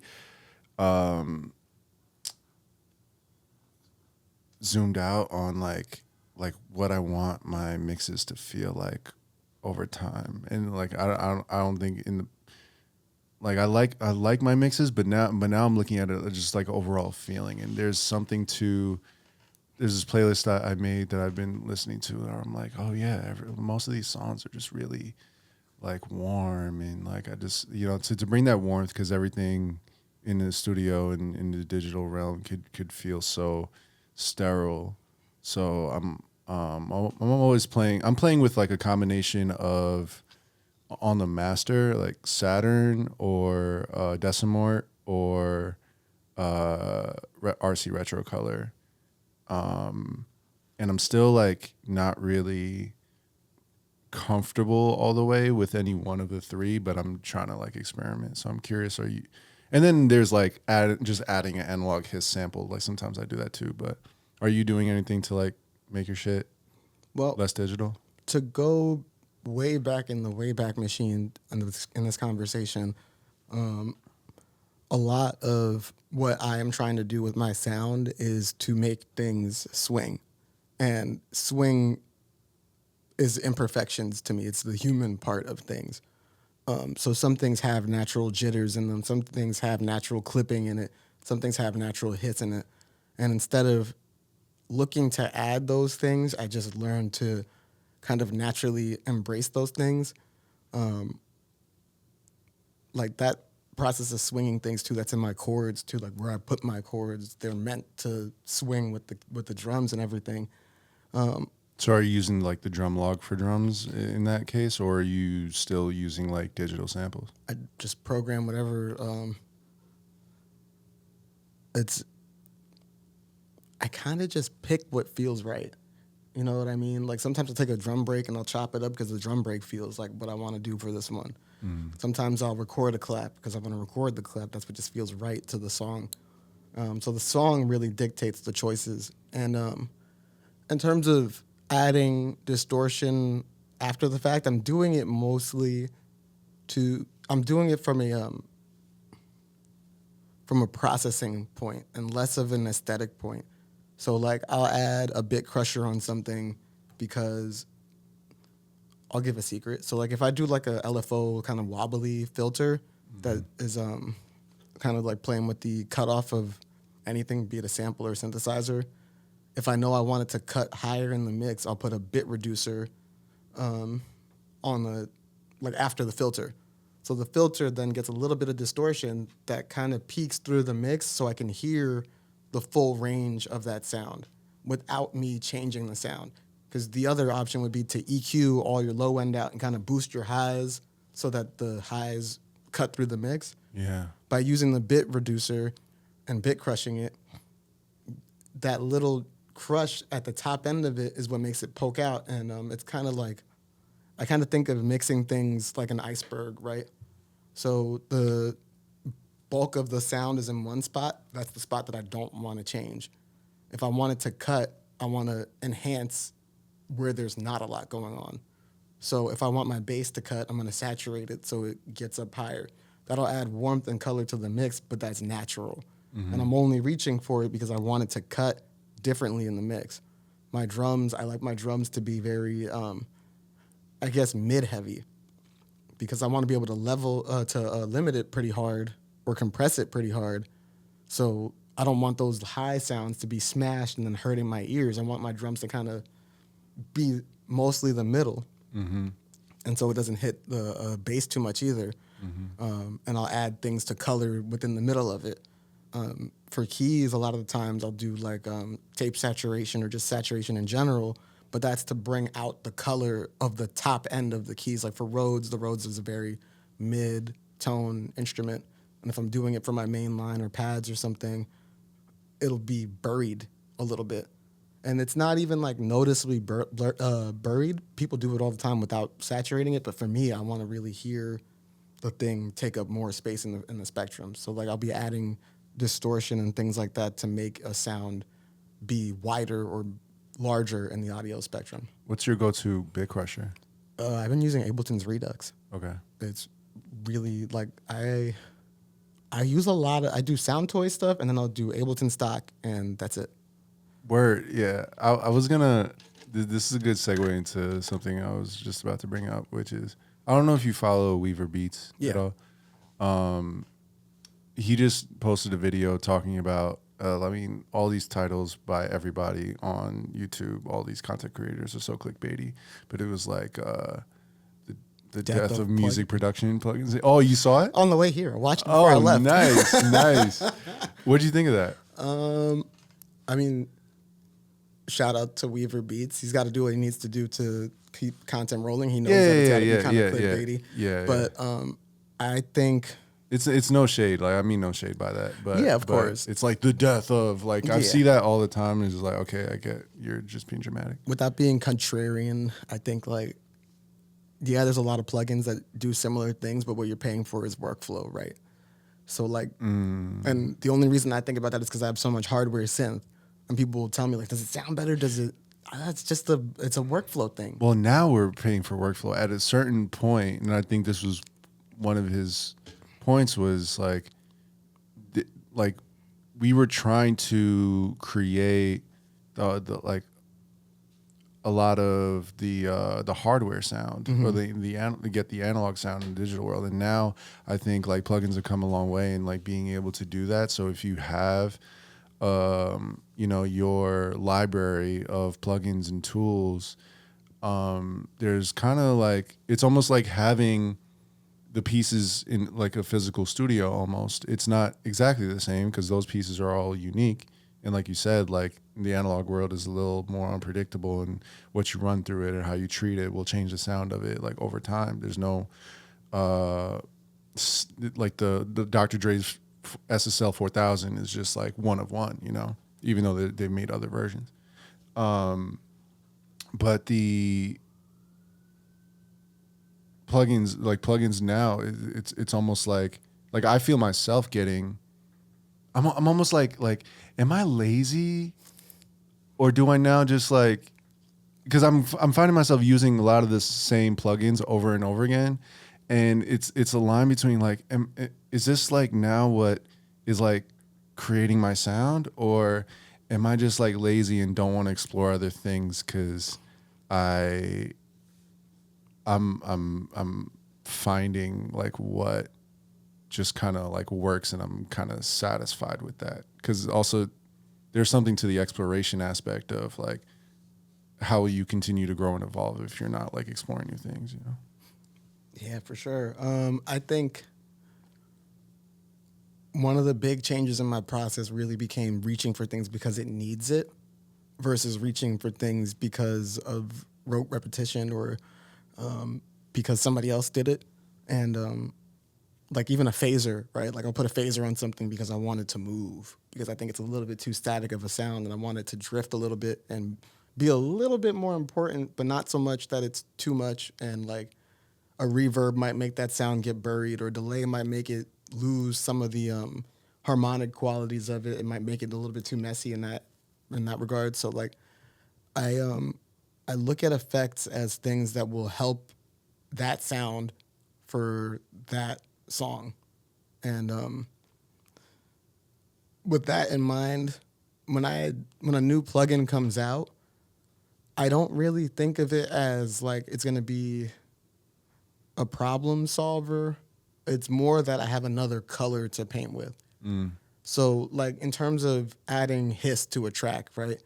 You could add just a layer of hiss, or you could have 3 or 4 different plugins that do some type of noise, and it all sums up into one noise that no one else can recreate, right? So if I have an SP1200 Bit Crusher emulator on one thing, and then I have like some vinyl warble on something else, and then I'll have Ableton Erosion on something else to add a little bit more top end. So it's like all these things come together to create your noise floor. And each thing has its own algorithm that it's based off of to create that noise floor. And I think like that's a good way to add color that feels natural. So having different options, I think, is kind of a good thing, because you can kind of vary the sound, because it's going to sound, I guess, closer to natural, authentic noise, because there's just so many different things that add its own little noise floor to it. Yeah. I think there was something to what Weaver was saying. Like I think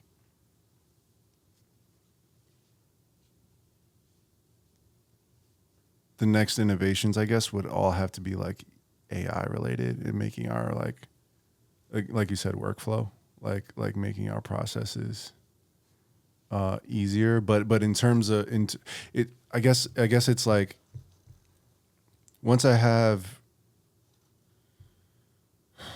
Because some of these, like a Decapitator or Saturn, like Saturn alone has so many colors within it. Mm-hmm. So it's like if you learn the tool or a couple tools that you already have that already do so much, it almost, between like Saturn and like an EQ and or like Pro Q3 specifically and Pro MB, it almost feels like I can shape sounds like however I want to, but again I just hate that, like the feeling of like feeling stagnant and like, oh man, like why am I, like I used to explore, I don't know, it's always a trade-off. I always feel like I'm doing the wrong thing, like if I'm like using too many plugins, I'm like, oh, I'm not learning the tools that I already have. And if I'm learning the tools that I already have and I'm using those so much, and then it almost feels like, oh, like why, like I just keep using the same tools. Why am I using the same tools? I should be exploring. Bands have done 30, 40 albums with the same instruments and the same studios and the same pieces of gear, right? Why change it? If it's working, why change it? Which bands are we talking about? So many bands. No, but like the bands who continue to reinvent themselves and innovate. I think. Oh, sure, but how many times can you really do that? Like Radiohead's done it a couple of times, but it's still self-referential. You know what I mean? Like, Yeah. they'll Radiohead's a great example. they'll change a bunch, but it's still based on the self, right? But do you think it's the same gear, or do you think? I mean, no, but it does the same thing. You know what Yeah. I mean? Like, how many drum machines are we gonna have? How many guitars are we gonna have? How many bass cabinets and bass heads? How many boards are we gonna have? All of it inherently kind of does the same thing. And we could talk for hours as to what it really adds to the sound because it's in small amounts. And even when we use plugins, unless you're going full send and doing 100% wet dry, most of it's like, okay, 18% saturation to make it poke through the mix. If you listen to that and you can name which one of my plugins did that, more power to you.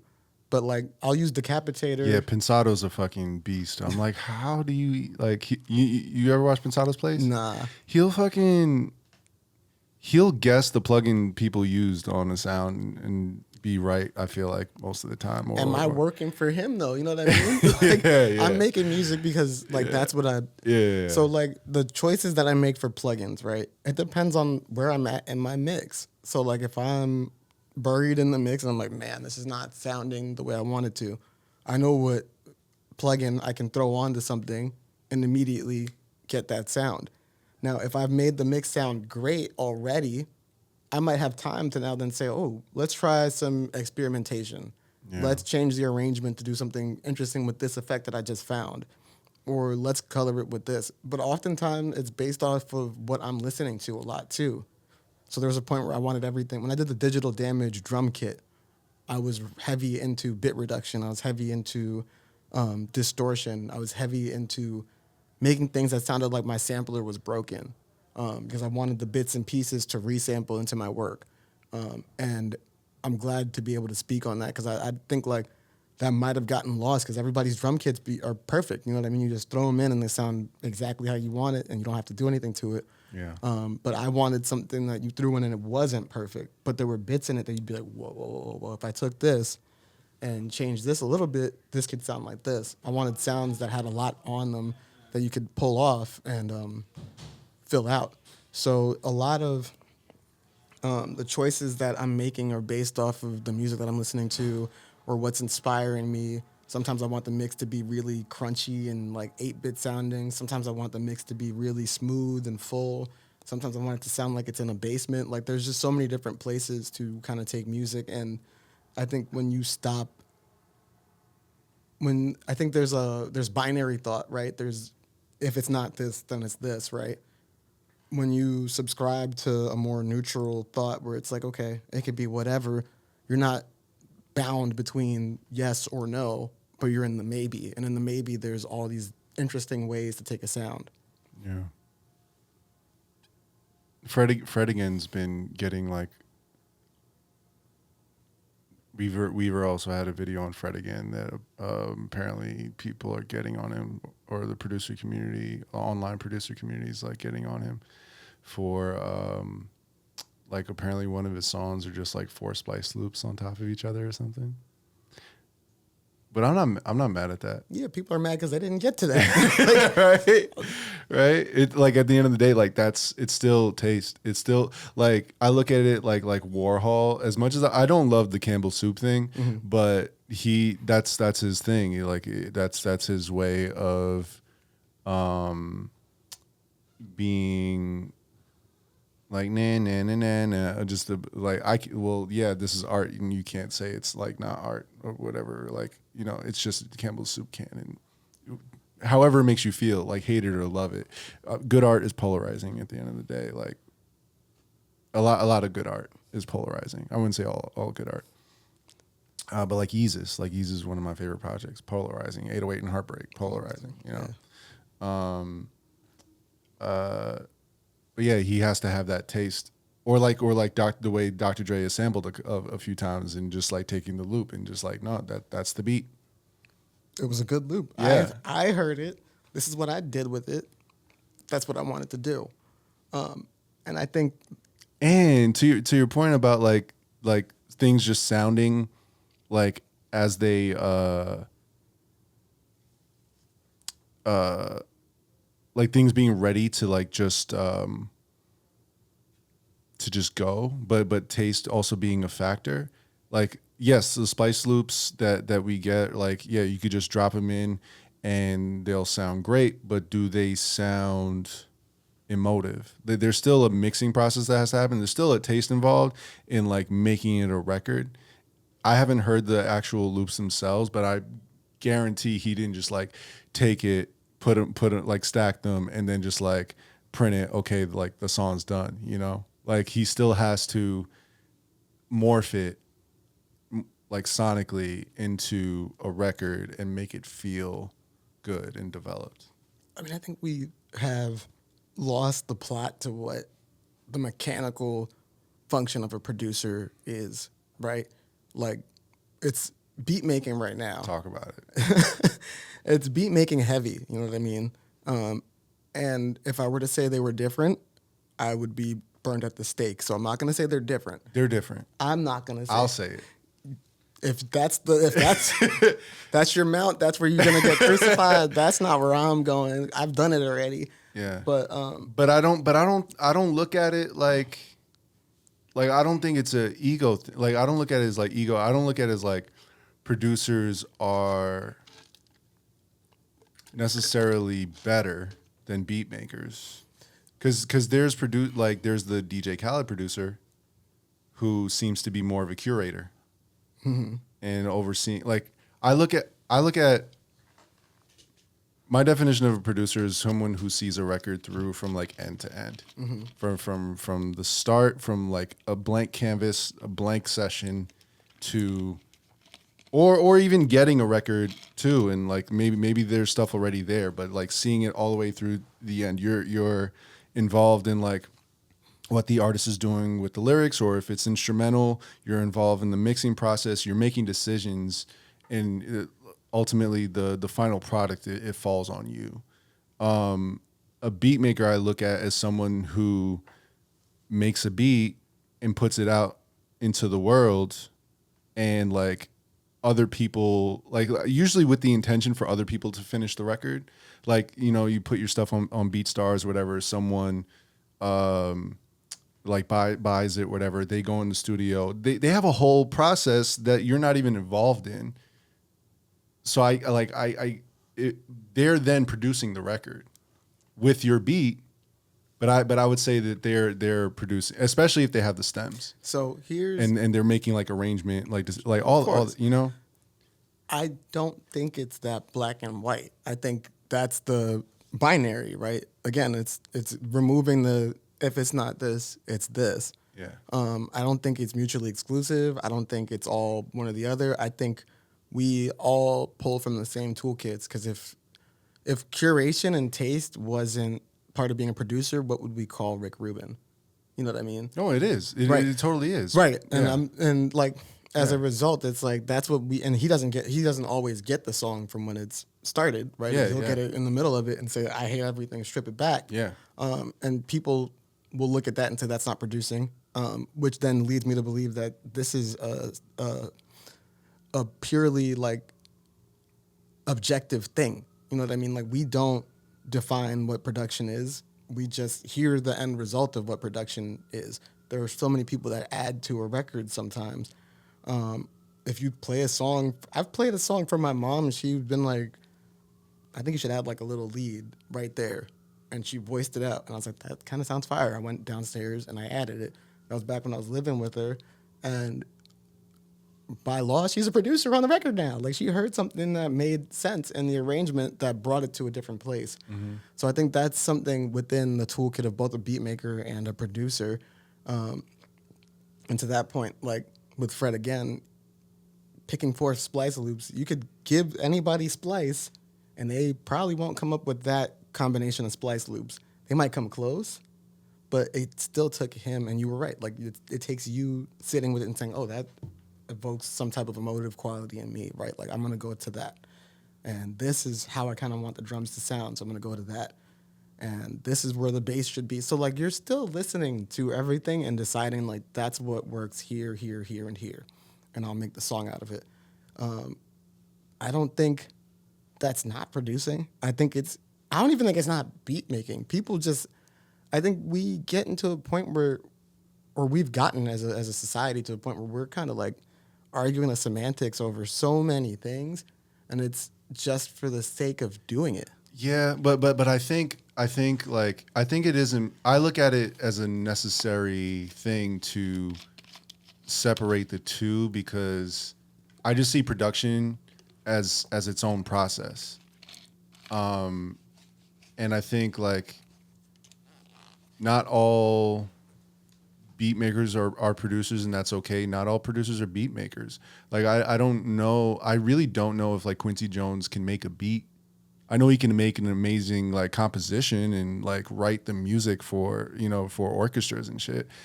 I don't know his I think beat maker kind of implies like you're using digital tools. You're making beats specifically, right? Not you getting on a drum kit and like making a record that way. Like I wouldn't call that like I wouldn't. Madlib did a Great Day on Mad Villainy. That's a beat that he played every instrument. That's interesting. Yeah. I'm like, I get where you're coming from. Yeah, Trust me, yeah, I yeah. totally understand Yeah. where you're saying these things, but I think like within production, there's songwriting, there's composition, there's arrangement, there's like engineering. There's so many different tools that we're pulling from in order to be a producer. Well, can we say beat making implies hip hop? No, not anymore. No, You don't think so? no, because it's also R&B.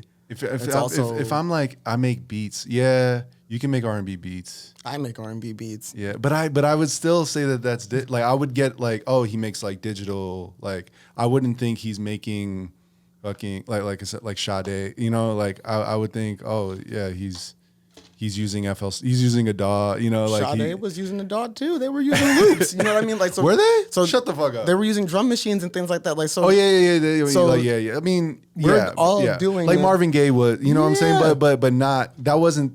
They would infuse it with like all the instrumentation, live instrumentation, Right, But it but- wasn't like solely that. I think it's all pulling from the same toolkit. You know what I Yeah. mean? Like, I think, like, we're pulling from the same couple tools, and we get into the mud arguing things. And I think for a lot of people, I won't say us, but a lot of people will look at that thing, and it's because they want to invalidate somebody else's thing. Yeah. Like, you were not a producer because you don't do that. You're not a beat maker because you do this, that, and the third. So it's like when we look at it, it's like, no, I mean, Yeah. it's the same. You're still arranging things. You're still putting things together. What we could say clearly is like, if you talk to a beat maker producer and say, I'm a mix engineer. Yeah. Now I know I need to ask you specific questions that prove that you're an actual mix engineer. Nothing that I'm saying is like, just for the record, to like my goal is never to invalidate anybody, but I do think that there's something about acknowledging a difference between the two because like I feel like there's another area like in terms of what a producer I think traditionally has been. I don't want that history to be lost. There can be people who make just the beat and, like I said, they ignore the rest of the process of production. So it's hard for like I think we have to still like be like, oh no, there's this a whole other area that you can continue to learn and grow and that has like historically been the traditional like the way of doing things and like bringing a record together. Like records used to like I always say like I think disco was such an amazing era for production and the just like the creation of records, like pulling in so many different instruments and orchestras. Like imagine having to lead in those rooms. It's like such a different thing. Like when you are the point person that you have to like direct, it's like a director on set, and it's different from a producer in a bedroom, so it's not to invalidate anyone, but I think it's healthy to say no, there's more to strive for if you want to go down that route, and that's a choice. Like if you're making, at the end of the day, just make great music. Yeah. That's all that matters. I think like, and that's really true. There's so many different places we can take it, and that's why I'm saying it's coming from the same box of skills initially, because it's like, those people are great composers. How do you get to be a great composer? You start from producing music and understanding the arrangement and understanding the theory behind the arrangement and then breaking it down. Yeah. Any of us could get there, but you got to want that. So, like, I think some people can produce a record with less. Like Rick Rubin produces with less because he came from rock. So he's thinking 2 guitars, a bass, and a drum kit. We don't need too much else. Anything else is too much. So again, it's curated by your tastes and by what you've allowed yourself to learn. If Rick Rubin started making beats, I think it would put him in a different headspace. Number one, obviously, he would learn new things about the production process, but I don't think it changes the relationship between him being a producer or a beat maker. I just think he learned more about the process of using a DAW, for instance. If Quincy Jones wanted to learn how to make beats, he probably could. Yeah. He probably does, but we'll never hear him. Yeah, exactly. I just don't know it. Like, Right, but like it's because that's a skill set. Like if we think of all this as like an RPG, right? There's a skill tree. There's directions we can take. But I don't think it's like there's a producer skill tree and a beat maker skill tree. I think there's a musician skill tree that goes all over the place. Yeah. And we learn different things throughout our path as a musician that change the way we engage with the space of music, right? So if a piano player learns more about composition, he can start learning some of the tools that a producer traditionally would know. And if they start learning beat making, then they can start going into that kind of part of the process. You know what I mean? So I think, again, like when we start to like break down the binary thought of if not this, then that, we can exist and fly all over the place. And that's why Madlib for me is number one, because he could be a loop person, he could be a chop person, he could be a broken beat person. If you've never heard his broken beat project as DJ Rel's, just so crazy. He could be a jazz band if he wants to. He could arrange with no samples, he could arrange with samples, but that's because as a musician, those are the pathways that he went through. Rick Rubin could have learned how to play the drums. He might know how to play the drums. I'll never know because that's not what he's showing off when he's working. But there are just different paths that we all take and different skill sets that we inherently learn on the way that inform how we engage in a collaborative thing. And as a producer, sometimes it's like, oh, it's an arrangement thing. But sometimes it's all that sounds corny. You should probably strip this one back. Don't do that when it's really like, there's a more interesting way to get to that note. Why don't you take this way instead? Yeah. So like somebody who sings but never makes a beat could be a beat maker or a producer or none of those things and just be a really good singer. But like we're taking all of these skills that come from playing music and just dispersing them. Yeah. And everybody, regardless of title, like can be involved in any part of the process. It's not even like the producer is just like, oh, I make all the decisions. You know, that's what the environment should be. But like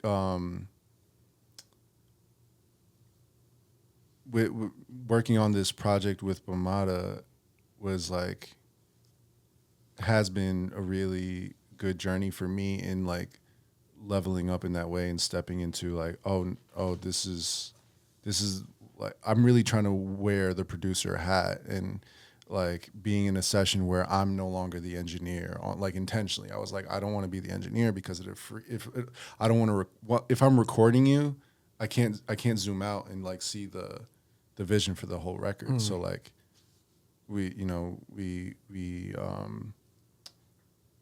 got an engineer at a really nice studio and you know what studio I'm talking about too. And that was like my first taste of just feeling like, yeah, this is it. And it was like more being on the better side of that, like, okay, it's happening kind of.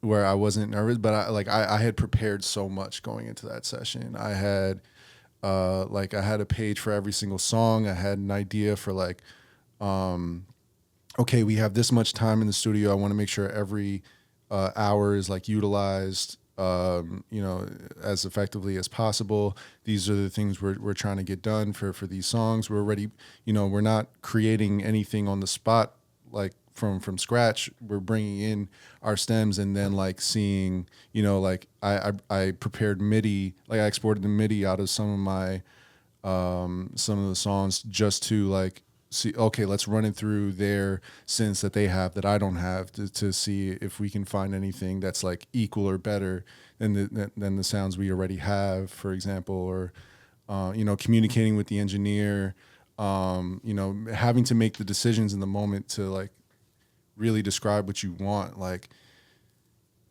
such a good feeling, like overall. And I don't look at that process at that specifically as beat making, and that's where I can say firmly in that moment, it's like I feel like I'm a producer in this moment, and I think that's, again, it's never to invalidate, but Of course. yeah, I just think it's there's a really clear fluid. Like I think it can be a really fluid thing, right? Because the same skills that you employ when you're in the production chair, when you're in the producer chair, can be built up when you're making a beat. Yeah. Because you're thinking like, okay, what's the last thing that I need on this beat? Why does this beat seem like it's missing something? And I think when I started learning like the last element is the vocal, then I started understanding my songwriting process a little bit better. Mm-hmm. So I'm now leaving room because I'm like, okay, this is full. I don't need to add 10 different leads here because the vocal is going to sit here. Mm-hmm. So now not only am I thinking as a producer in that moment by myself, I'm also thinking as a mix engineer because I know that's going to clog up that part of the spectrum. Mm-hmm. So if you let it, a lot of those skill sets become interchangeable. And I do think I don't think there's anything wrong with defining one role or the other. I think when I make beats for artists, I do the same thing. I'll make a beat, and it'll be great for myself. Me and Shanoa's project, when we started it, I sent her a whole bunch of stuff that I made out of her vocals. Now, this is so cool. She was like, where do I fit here? And I'm like, oh, that's a good question. So we started trying to write lyrics, and I was like, oh, there's so much happening. Yeah. Let's pare this down, pare this down, pare this down. That's a great problem to have, though, because you can mute, and everything that you muted is now the bridge. Right. Right. 100%. Yeah. It's better to have a million ideas that you don't use than to be in the studio thinking this song is like 10% away from being perfect and I can't figure out what that 10% is. And then you kind of lose like the steam in the session because you're like, I don't know how to get this song there. I'm losing my inspiration here. I don't like this. It's something in the mix or it's missing in the arrangement. So like, and again, as a beat maker, as a producer, as a person who makes music, I do that all the time. I'll write a million different parts during that part. And then I'll come back later with my arrangement hat on, the producer hat, right? The one that we would traditionally draw a hard line for. That is now what I'm doing. Because we're in a DIY world, we're everything. So I'll come in for a production session where I'm now saying, okay, this is the bridge, this is the chorus. We're going to have this lead happen here as an ad lib to the vocal happening here. And we're going to mute and do a dropout here and do like a whoosh sound. You know what I mean? Like, and then I'll do that and I'll take a shower or I'll walk away or I'll take a day off or something and then come back with my mix engineer hat on and say, okay, now that we've made all these decisions and arrangement, how do we make it work in a mix?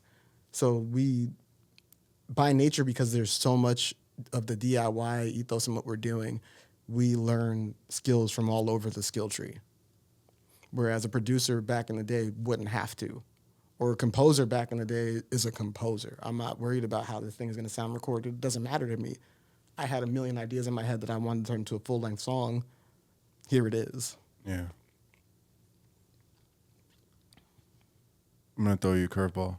Sure. How'd you get the name Nothing New? I've always wondered that. It's such a like a casual kind of like conversational name. Like, yo, what you been up to? You know, nothing new. Without being dramatic, it really kind of just came to me. It wasn't a thing that I fully thought of. After my guitarist broke his guitar, I remember sitting in my bedroom at the house I used to live in, and I just decided I was going to make music off my phone. I was going to look for an MPC app, and I found Nano Studio, and I started making beats, and I was sending it to people that I used to play in bands with, like singers, and we wanted to make a group called Nothing New because that was the name that popped in my head when I was looking for MPC stuff. It was spelt the regular way, which everybody would be able to do. I couldn't find a handle with the regular way, I think. And I think I had just done, oh no, I hadn't done that yet. This is 2012. I wanted something that no one else had. Like I wanted the SEO. I didn't know what SEO was just yet, but I wanted it to be like if you Google it, you'll find it. Mm-hmm. So I threw the underscore and I did NEW, and that didn't work, and I was sad.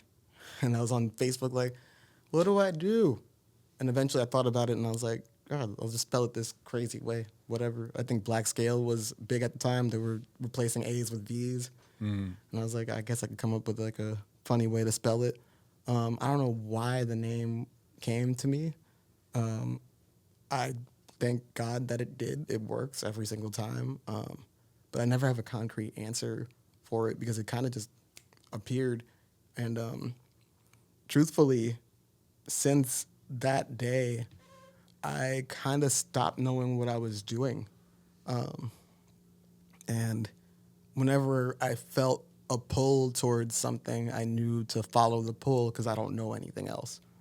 I got into the recording studio because this guy came into my old job at Doc Martens looking for boots because he was building a recording studio.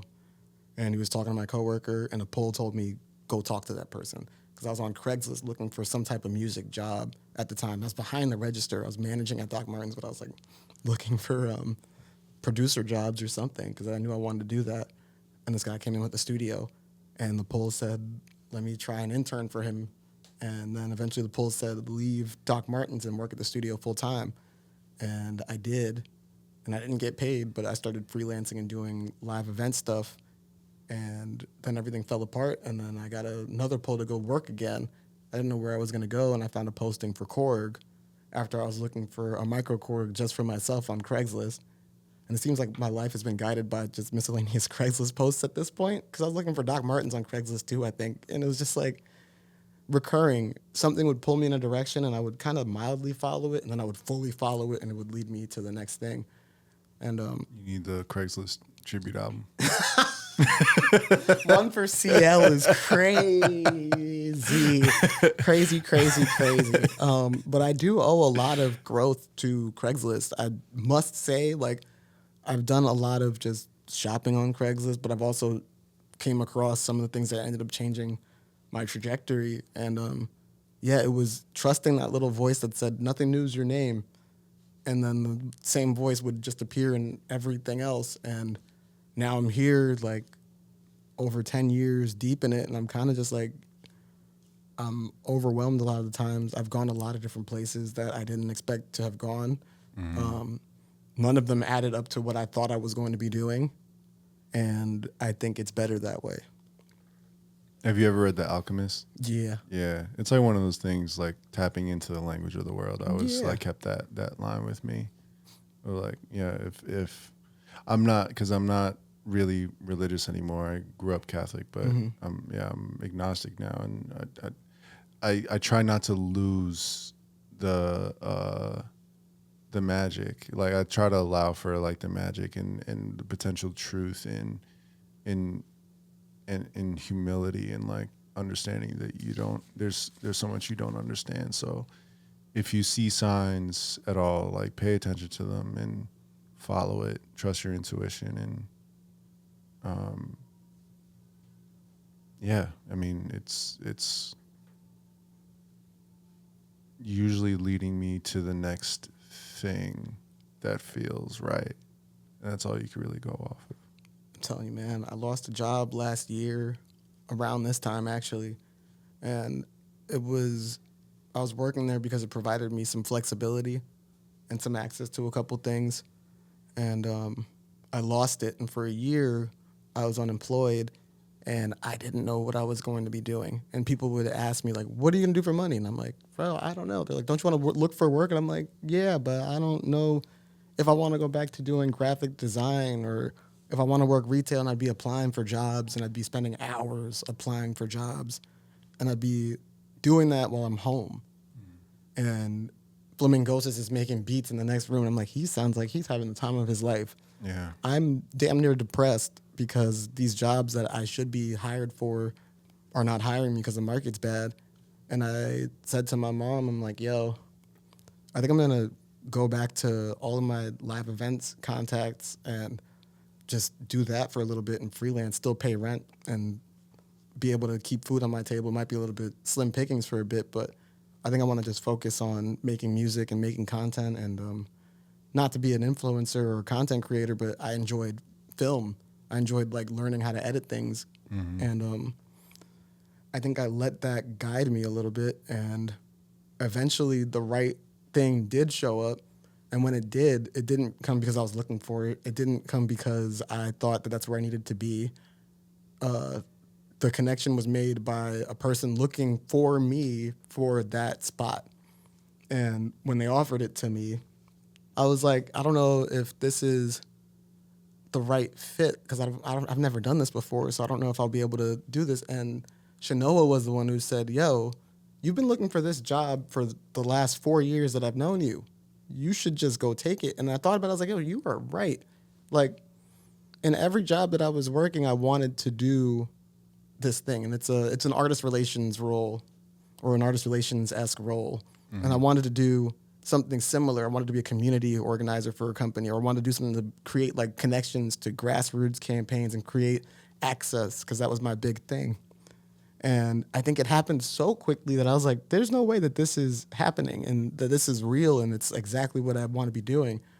But it was, and it is. Why do you think, so if you wanted that, like, why do you think you didn't really see? You just don't know. It doesn't seem, it felt too easy. It felt like maybe that's not it. I've never done it before, so I don't know what I'm walking into. But the more I found out about it, the more I'm like, oh, this is what I've been looking for. Yeah. And the reason why I'm able to do that is because I turned off the part of my brain that said, like, it's got to be this or nothing else. And of course, it's not 100% successful because I still had to tell my brain, like, it doesn't have to be this. You know, because I set out after I lost my job, I was like, I'm going to focus on being an artist. I have this deal. I'm living with a touring musician. Why don't I push this further and become a full-time artist? And I started figuring it out. And I think that's kind of what really painted it for me. Mm-hmm. I started figuring out how to be my own thing, right? And I started thinking, like, maybe this will pop off. I'll figure out how to make this work. And it was when I figured out how to make it work that the opportunity arose. And I think I was like, maybe this is like a temptation to get off of it. And I thought about it, and I was like, yo, honestly, no. This is somebody who understands that you're a good fit for this role. And they see your value, and they see your value in you being you. You know what I mean? How did you end up in that position? And, like, how are you, like, what's your relationship with the person? Or like, was it someone you knew who, like, worked there already that thought you'd be great for it, or did you like apply to something on, you know, Craigslist, or probably more likely LinkedIn or something? You know, I mean, it was just natural. I'd already been building with this person for a while. Okay, so it was a connection. Yeah, okay. But we were just casually building. Like, I would need contacts for an event or something, and he would send me the contacts for the events, and he would show up at shows, and we'd talk for a little bit. That's great. I initially had invited him to do some work with my old job, and that's how we really started building. And from there, it kind of just led to, when the opportunity allowed itself, he thought of me, and that's a beautiful thing. You know what I mean? Like, that is the result of you really setting out and understanding that, like, I don't know what the future holds. I'm not in charge of that. We are in a world where there are so many people. Even if you're not religious, we live in a world with millions and billions and trillions of people. I don't control as much as I'd like to control. Mm-hmm. So for somebody to think of me means that they understand a value in me. They see a value in me that might not even be inherently apparent to myself. And I think my little imposter syndrome gets in the way sometimes. And it's like, nah, it's not. It couldn't be that. But I think the road is different for all of us. And we often don't know what it really looks like until we're on it and it shows up. So he needed somebody to fill a specific role. And he thought of me and reached out. And it's kind of just like we were talking about it in the elevator. I was looking for something, but I didn't know what it was. And I couldn't figure out what it might be, what my next step might be. I've just been trying to figure things out for myself and just do what felt natural to me. And he was like, no, it's like divine timing. And I was like, yep, all right.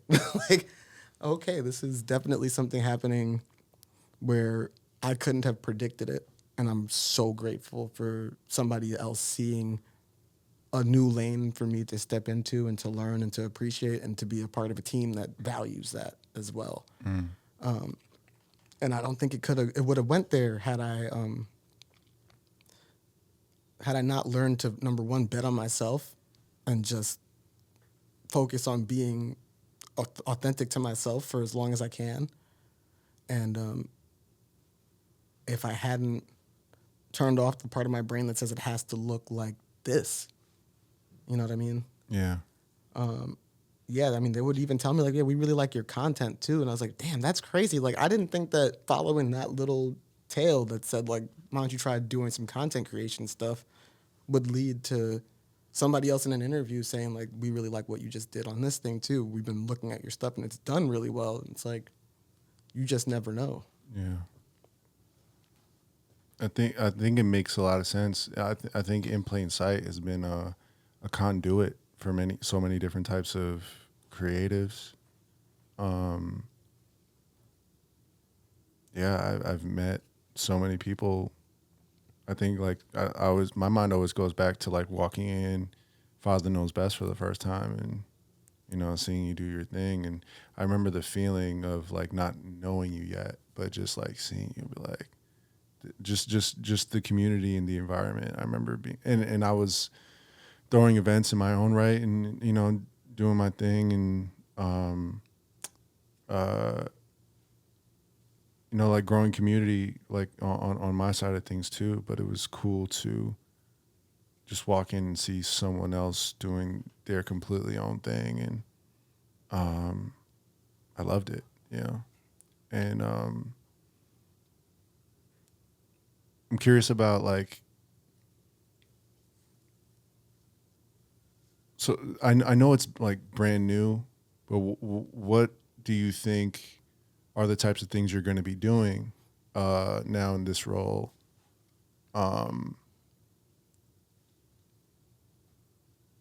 Whether or not it relates to like things you've already like been doing, like as you understand it, what are your like responsibilities?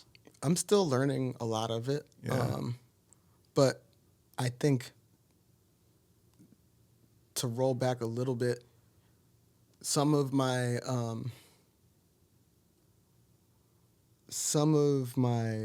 little nagging doubts came from the fact that it was something that I do naturally. Mm-hmm. So it was telling me like, there's no way that that's what it is because you do that already. Yeah. So why would it be this? Why would you get paid for this? You've been begging everybody else to pay you to do this thing. Why would somebody just offer that to you? When the question should be, why wouldn't? Yeah, you know what I mean? Because you get into a point where you doubt yourself a lot. And you doubt yourself to the point that you doubt what comes your way. And you don't, I mean, I was like a shell of myself for years. There's so much trauma that comes from losing your job and not being able to find work. And, you know, there are days where I wasn't eating or going outside. It was just like locked home, like I gotta make it through this next day. So by the time everything showed up, I'd already adjusted to that life. You know what I mean? Mm. So it felt like, no, wait, somebody's giving me the easy out to like really get into what I really want to do. There's no way. But I think that is there's no such thing. There's no such thing as the easy out. By it's the way, not. too. You know what I mean? Not. Like it's not. You still got to work, and you've been working. Yeah. It's just you're now working with a title for someone. Yeah, that's it. And that's really what it is. That's what they. A lot of the conversation that we had was talking about some of the mutuals that I had and like people that I've built with just naturally, like homies that I've been knowing for years. And I think, like, I was talking to my mom about it because I was like overwhelmed. I was overcome with like thankfulness. It was kind of like, what is going on? And You deserve it. thank you, man. You need to hear that. You need to feel that. You need to know that. I appreciate it. Yeah. But I think, or not, but I just think that they needed authenticity. They needed somebody that connected with communities at a real level. I'm not filling a role that didn't already exist, too. I'm there as a support role for someone else who had to step away for a little bit and will be coming back. But that was what they needed. They needed somebody to fill a similar role to her and do it in a way that also targets some of the spots that people might be a little bit I guess there's so many moving parts, you know what I mean? And there's so many different tiers of creatives to be working with. And I think to have somebody that's already boots on the ground working at this level, they know that when they have somebody that they need to fill a role, like if they need an artist at that level, at that tier, you know what I mean? They could reach out to me and say, that person's in your network. Why don't you go reach out to that person? I mean, I've been there for like 3 days, and immediately they were like, this person, that person, that person. And I was like, oh, cool, those are the homies. I'll be talking to them. I'm already talking to them, so I'll just hit them up.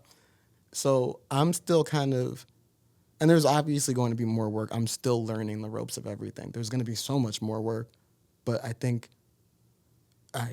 it's been years of working towards it, and In Plain Sight really fostered that. In Plain Sight, and again, it's a thing I never thought of doing. It was an urge. It was a need that felt right to follow.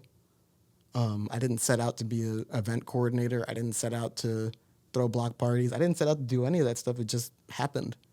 And it informed so much of my experience that now I'm able to use that in this professional setting. So I think it's interesting because I think a lot of my disbelief, and if I were to boil it down to one thing, a lot of the disbelief that came when I first heard about it was I've been put out of a couple places from trying to be me at the most of my abilities, you know what I mean? Like just trying to be the most authentic to myself. Mm-hmm. So I think it kind of like shocked me to be in a situation where somebody said, we want you to be you, 100% you. Don't change anything about what you're doing. Just do it for us and with us. And I think that it's just such a yeah, it seems like the right culture fit. Yeah. That's what I'm getting from it. Yeah, I mean, I'm so excited, like beyond words, so excited to be a part of the team and to be able to help and to be able to do what I'm passionate about. I think like I've had multiple conversations and interviews in the past talking about providing access, and it's just recurring. And I brought it up in that interview, and everybody's light kind of like went up. They were all like, oh, that's the word. And to be able to provide access to artists of different caliber is beautiful. Yeah. And I'm excited to be able to do that. Yeah. How do I word this? What can an artist do to put themselves in the position that's like where it would make sense for you to be able to like pass them an opportunity, for example? Because like how do we treat the people who are like, yo, nothing new, man, put me on, bro, like, you know, like I think I look at it because I also have friends who are doing really dope things, but I'm also aware enough to know like I'm not gonna hit them up or like expect anything like from an opportunity.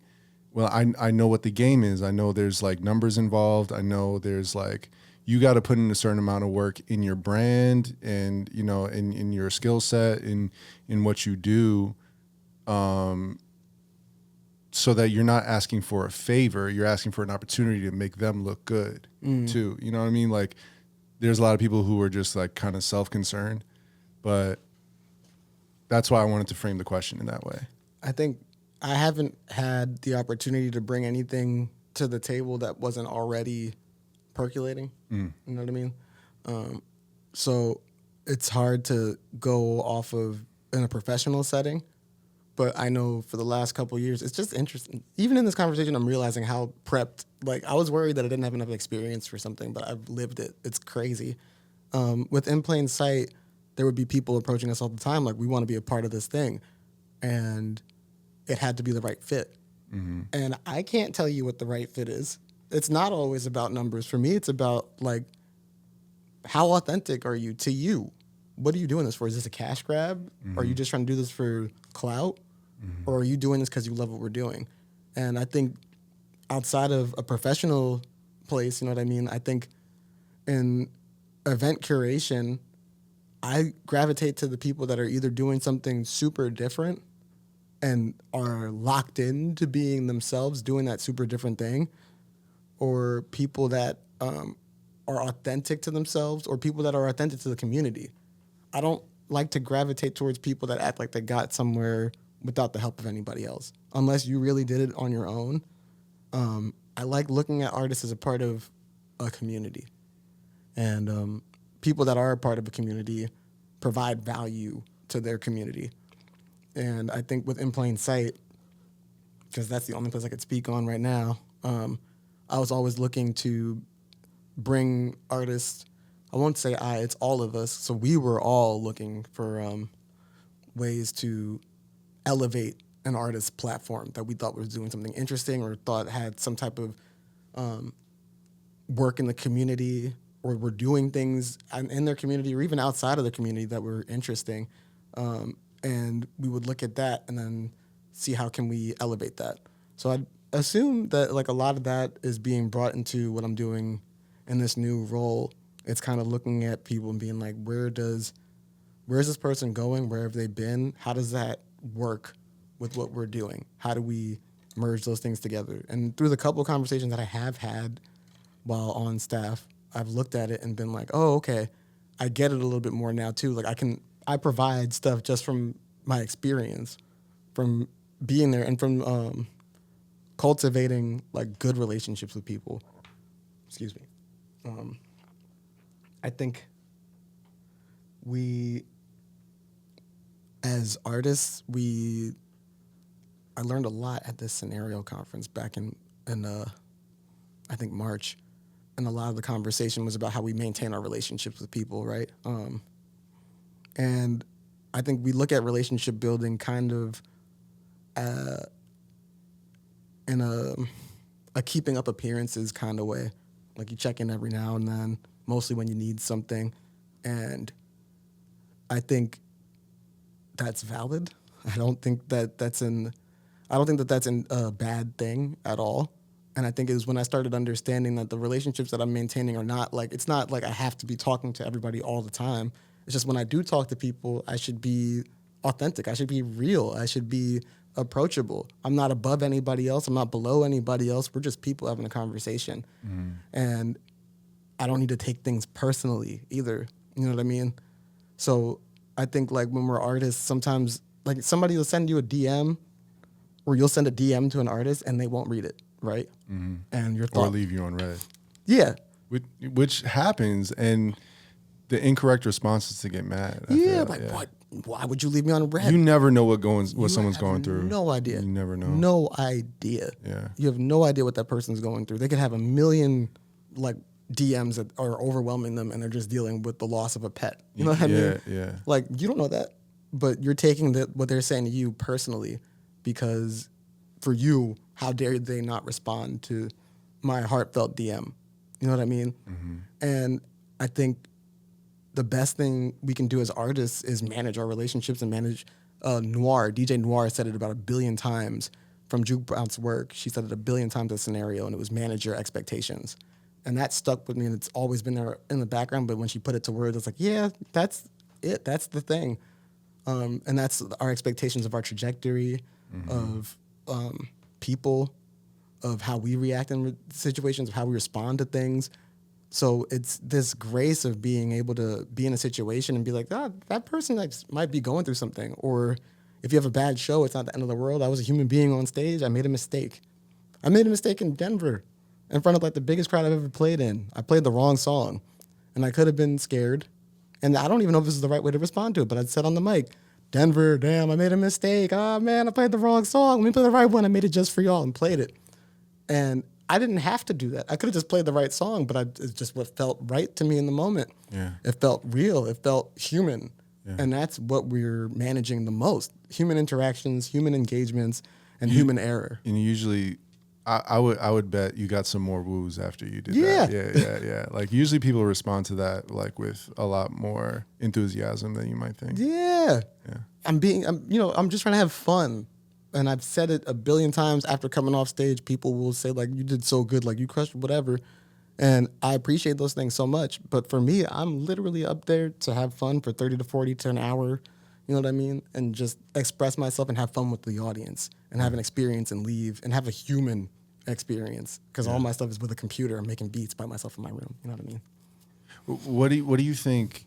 So like coming back to the question of like what an artist can do, like, do you know yet? Because again, like you said, it's brand new. It's only been a few days. Do you know yet? Like, what are some of the things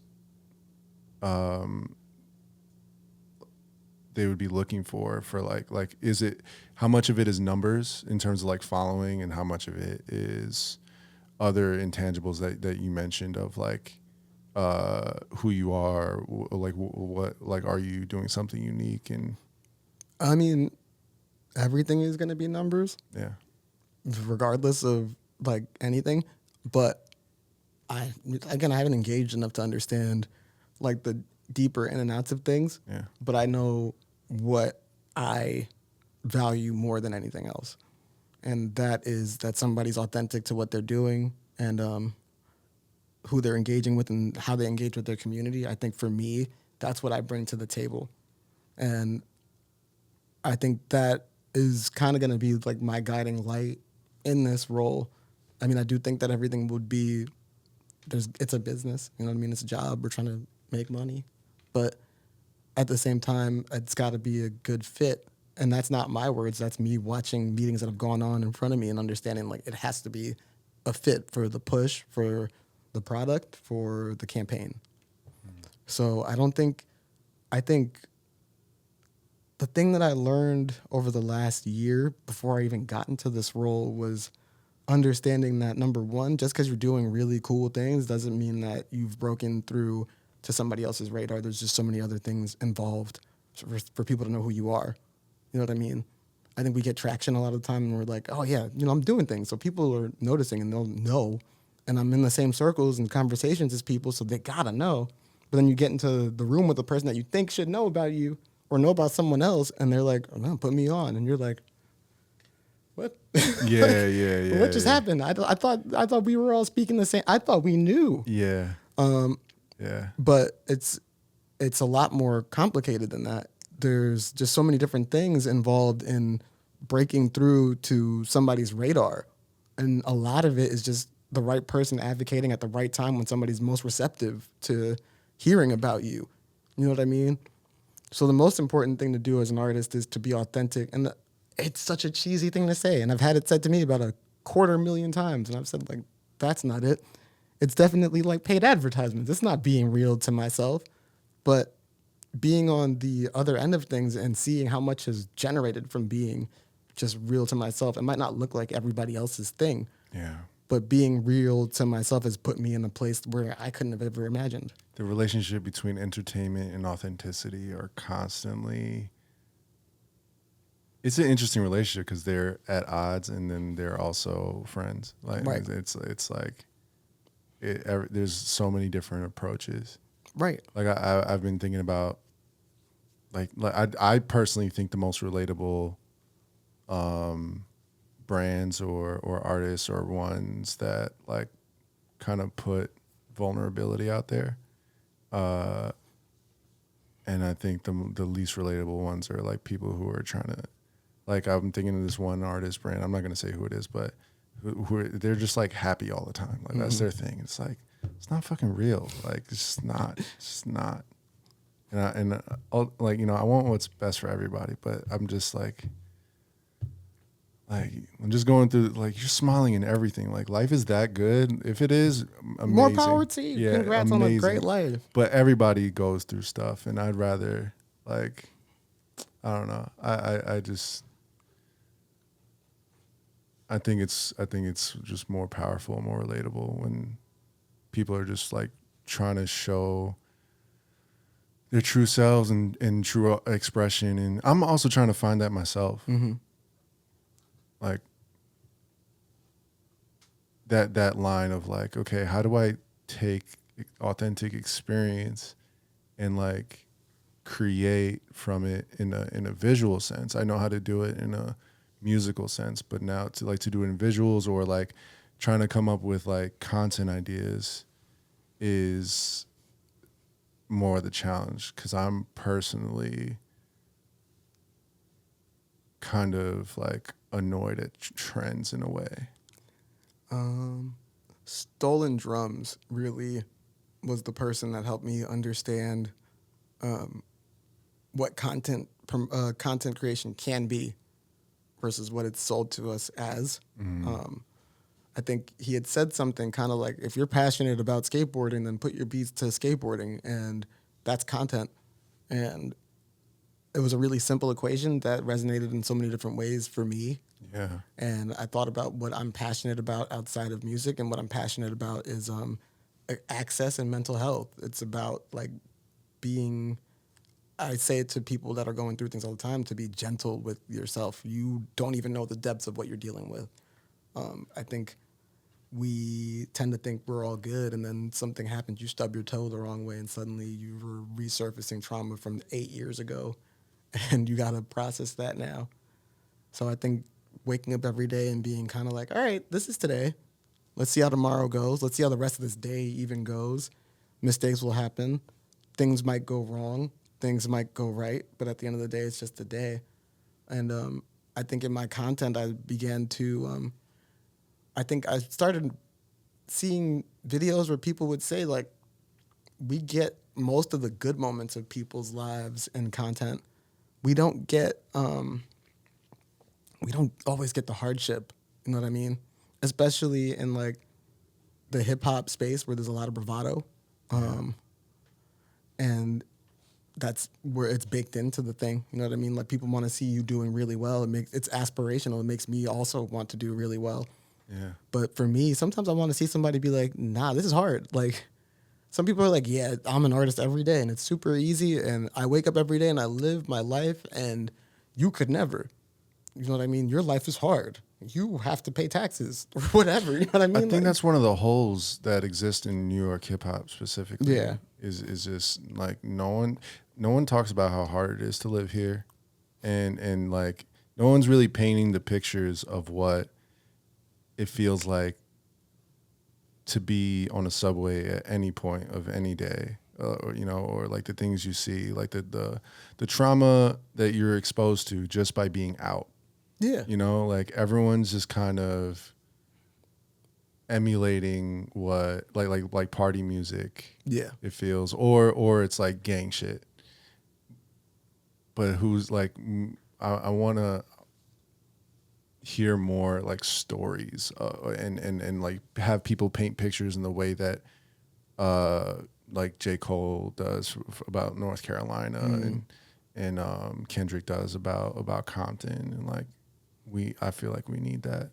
Yeah, I mean, I think it exists in pockets for sure. I think what it requires of us is to kind of strip back our ego, our need to be like Number one. effortless. You know what I mean? Not just number one, but effortless with my number one. Like, this is easy. Yeah. If you could do it, you would do it. You'd do it easily. If you would just wake up at 5 a.m. and grind with a big smile on your face and get to it, you'd get it. Like, I don't have to work a job because I'm an artist full time. And then you talk to them in real life and it's like, yeah, I'm an artist full time, but I also do some gig work. And if you would have told people that you were doing gig work, they would say, oh, that's the thing that I need to be doing, because it opens up time for me to process, like, to do what I need to do as an artist. Instead, you tell people that, I just get paid to make music all day long. You don't. Some of you might. Some of us might. But a lot of us don't. And there's an importance to being able to tell people, like, yo, you can lead with music being a priority of your life and still work a gig job, still work a 9-to-5 job. You can still work and travel off of music and have amazing opportunities off of music. And I think going back to the job thing, that was probably the thing that was the most intimidating for me, was like, I am making music all day long. I don't know if I'm living the dream, but I'm getting close to it. Maybe there's no control over that, but I'm like, I feel like I'm getting close to it. Will I be able to put the same time in? And it's like, yeah, I will if I prioritize it, if I work around it. But because we often sell the idea that, it's effortless for us, it's easy. I'm a producer. I make beats. They get placed. I make 1 million trillion streams on Spotify, and I don't have to do anything else. I think living with somebody who's really doing it really changed my perception of it too, because I'm like, oh, I see what every day looks like. And granted, he's a special case because he's really out there, but it's probably work. It probably looks like a lot of work. I see when he comes back and he's like, fried. Yeah. His knees hurt because he's dancing. You know what I mean? Like, literally. That's real. So it's like you look at it through the lens of, oh, okay, this is still a job. Even when you get to the point where it's nothing else that you have to do, it's still a job. Yeah. And when I got the call, I was at a point where I was like, I don't know if I'm really inspired about music anymore. Maybe I'm losing it. And to get the call to go work, I was like, I'll be around music all day long, but I won't be making it. And maybe that's a good thing. Maybe that's the best thing for me, because I'll have stability again and I'll be passionate about music in a way, and I'll execute more during my time when I'm working on music because I'm more focused on it. And I come to find out that they want me to be working with the products and using them and getting comfortable with them. It's part of the job to make music. And it's like, what? You know what I mean? Like, yeah. It's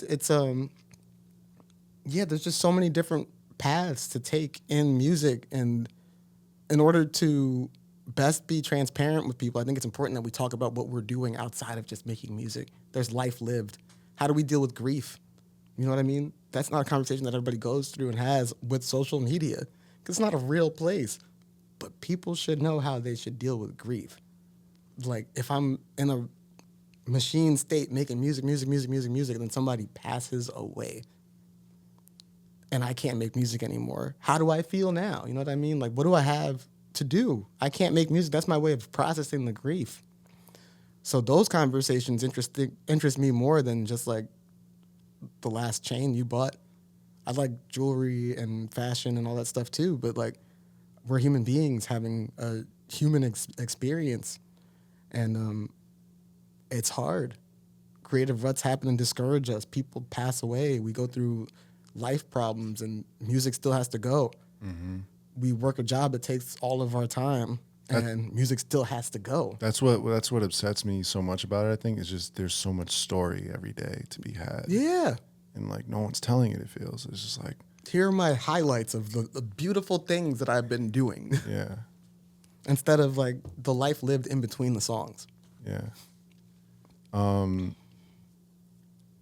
We're I can keep talking forever. We're over time by about like 15 minutes, but I did want to ask one more question before we end it. I keep looking at that shirt, and I have to ask: have you been to the Childish Gambino concert? Yeah, this is the one. That's the shirt from the one. How was it? Me and Shanoa went. I thought about going. It was good. Yeah, I mean, was it just good? It was very, because very how he's been talking about it is like, if this is not the best concert you've ever seen, he literally said he'll give you your money back. He is not wrong. So the reason why he said within the first 10 minutes. The reason why I'm reserved is because when we bought the tickets, we got the nosebleeds. That's all I was gonna afford, and then I tried to get a homie to go with me. I wish I knew you were going. It was a last minute thing. Okay, like, because I tried to get a homie to go with me, and he's like, "Oh, I don't do nosebleeds." I'm like, "Fuck you! I can't afford I really shouldn't even be buying the nosebleeds, because even the nosebleeds they were expensive. Yeah, they're a bag. Yeah, I mean, our backs were touching the wall of Barclays Center. Yeah. So the sound wasn't always that great, but then we went about midway through. I think we were like, let's go get some merch, because it's a slower part of the show and there won't be a merch line. And we got merch, and we were on the first floor of Barclays, and then he started playing Me and Your Mama, and we were getting ready to leave because we were a little bit discouraged. It's like, damn, I can't hear anything. I can't see anything. The visuals were really cool. It was a really crazy show. Yeah. But we couldn't experience it the way that we wanted to. Yeah. But then when he played it, we ran to the nearest door and we stood there. And the security guy looked at us and we were like, oh man, he's going to tell us to leave. He's like, just take 2 steps back. And we're like, what? 2 steps back? He's like, yeah. So we're standing there and we watched the show from almost ground level for the rest of the time there. We're just standing there at the side watching the show. And that's when it was like, okay. Wow. So when we went to go buy merch initially, it was like, I don't think I want to buy merch. I'm going to leave, whatever. But then when we got to that level, it was like, oh no, I have to go back and buy merch. This is crazy. This is an unbelievable experience. Yeah. So you got to cheat the system. I won't say it anymore, but buy the nosebleeds and just take a little. Shout out to that security guard. He knew what the vibe was. And there were points where multiple people would show up and they would get too close, and he would say, "You guys got to go back to your seat." And we're like, "Damn, they made it hot. We got to leave." Security guard would look back at us and be like, He's like, you. I choose you. These are your seats. These were your seats. What are you talking about? Door entrance. And when the show was done, we turned around, went right out the door to the train before the crowds got through because we were right by the exit. It wasn't a problem for us. We were on the first floor, walked outside. We were back on Atlantic Avenue, headed to the train. Beautiful. Did you hear Bando Stone? Yeah. Incredible, right? It's crazy. The whole thing was crazy. I thought the movie was going to come out at the same time. It should have, in my opinion. But I get it. It's probably hard. Like Hollywood and like doing a whole feature film is probably, there's probably so many hoops they have to go through to even just release the thing. And maybe, and I wanted to wait. At first I was like, yeah, maybe I should just wait till the movie comes out so I can experience it all together. But I'm like, if he's comfortable as an artist for the music to be out first, then I'm going to listen to it, and because maybe this is part of it. Yeah, I mean, I think when I heard it in the car, it felt a little bit disjointed to me because there were so many different mood switches. And there were pieces of dialogue, and we were like, maybe it needs to fit with the movie. I wish the movie came out. But then we saw him live, and how those songs translate live is where I was like, I get it. And I think that is sacred in a space where we make a lot of music alone for ourselves to consume. Making sure that the music is meant to be, that's what gave us Yeezus and 808s and Graduation, these big, loud albums, because they were built for the stage. And I think the bigger stages, I've noticed it in small amounts. I haven't played huge stages, but when I played bigger stages and heard how my stuff translates, I'm like, oh, I want this instead. I want it to be louder but simpler, or more dynamic here, or mixed differently to really hit the speakers in a different way. Mm-hmm. And I think once those songs translated with a live band and through huge speakers and with lasers flying everywhere, and his face is like a holograph project, it was crazy. I wish I could buy stock in like Donald Glover, because I would put like, be rich. Yeah, I would like for the next decade. Like I think he's just going to continue to do amazing things, and like really, he's just so quiet, and everything he does artistically is so loud now. He just lets it talk for him. And it just goes back to authenticity. Yeah. He was himself when no one liked it. And he was himself when he was applauded for it. And he was still himself when no one understood why he wouldn't do the things he was applauded for. And I think... Like what? So when he went from Because the Internet to Awaken My Love, he loses people. Because it's not a rap album anymore. True. It's rock, soul, singing. Funk, Yeah, it's a totally different album. Yeah. And if he had people that loved what he did on Camp, he would have lost them on Because of the Internet, because that was a rap-forward kind of experimental project. So when he did a thing, it didn't matter if he was praised for it, hated for it, or looked over. He still did the thing that he set out to do. And I think now he's reaping the rewards of continuously going to the well and pulling that authenticity out and putting it on full blast for everybody else to see. Word. Unapologetically himself. Absolutely. All right. I'm not going to hold you up anymore, bro. This has been a good one. This is a good one. Yeah, I enjoyed it. Like, time flies, bro. Thanks for coming on. You're welcome back anytime. Appreciate you, man. And, yeah. Love. Peace. Peace.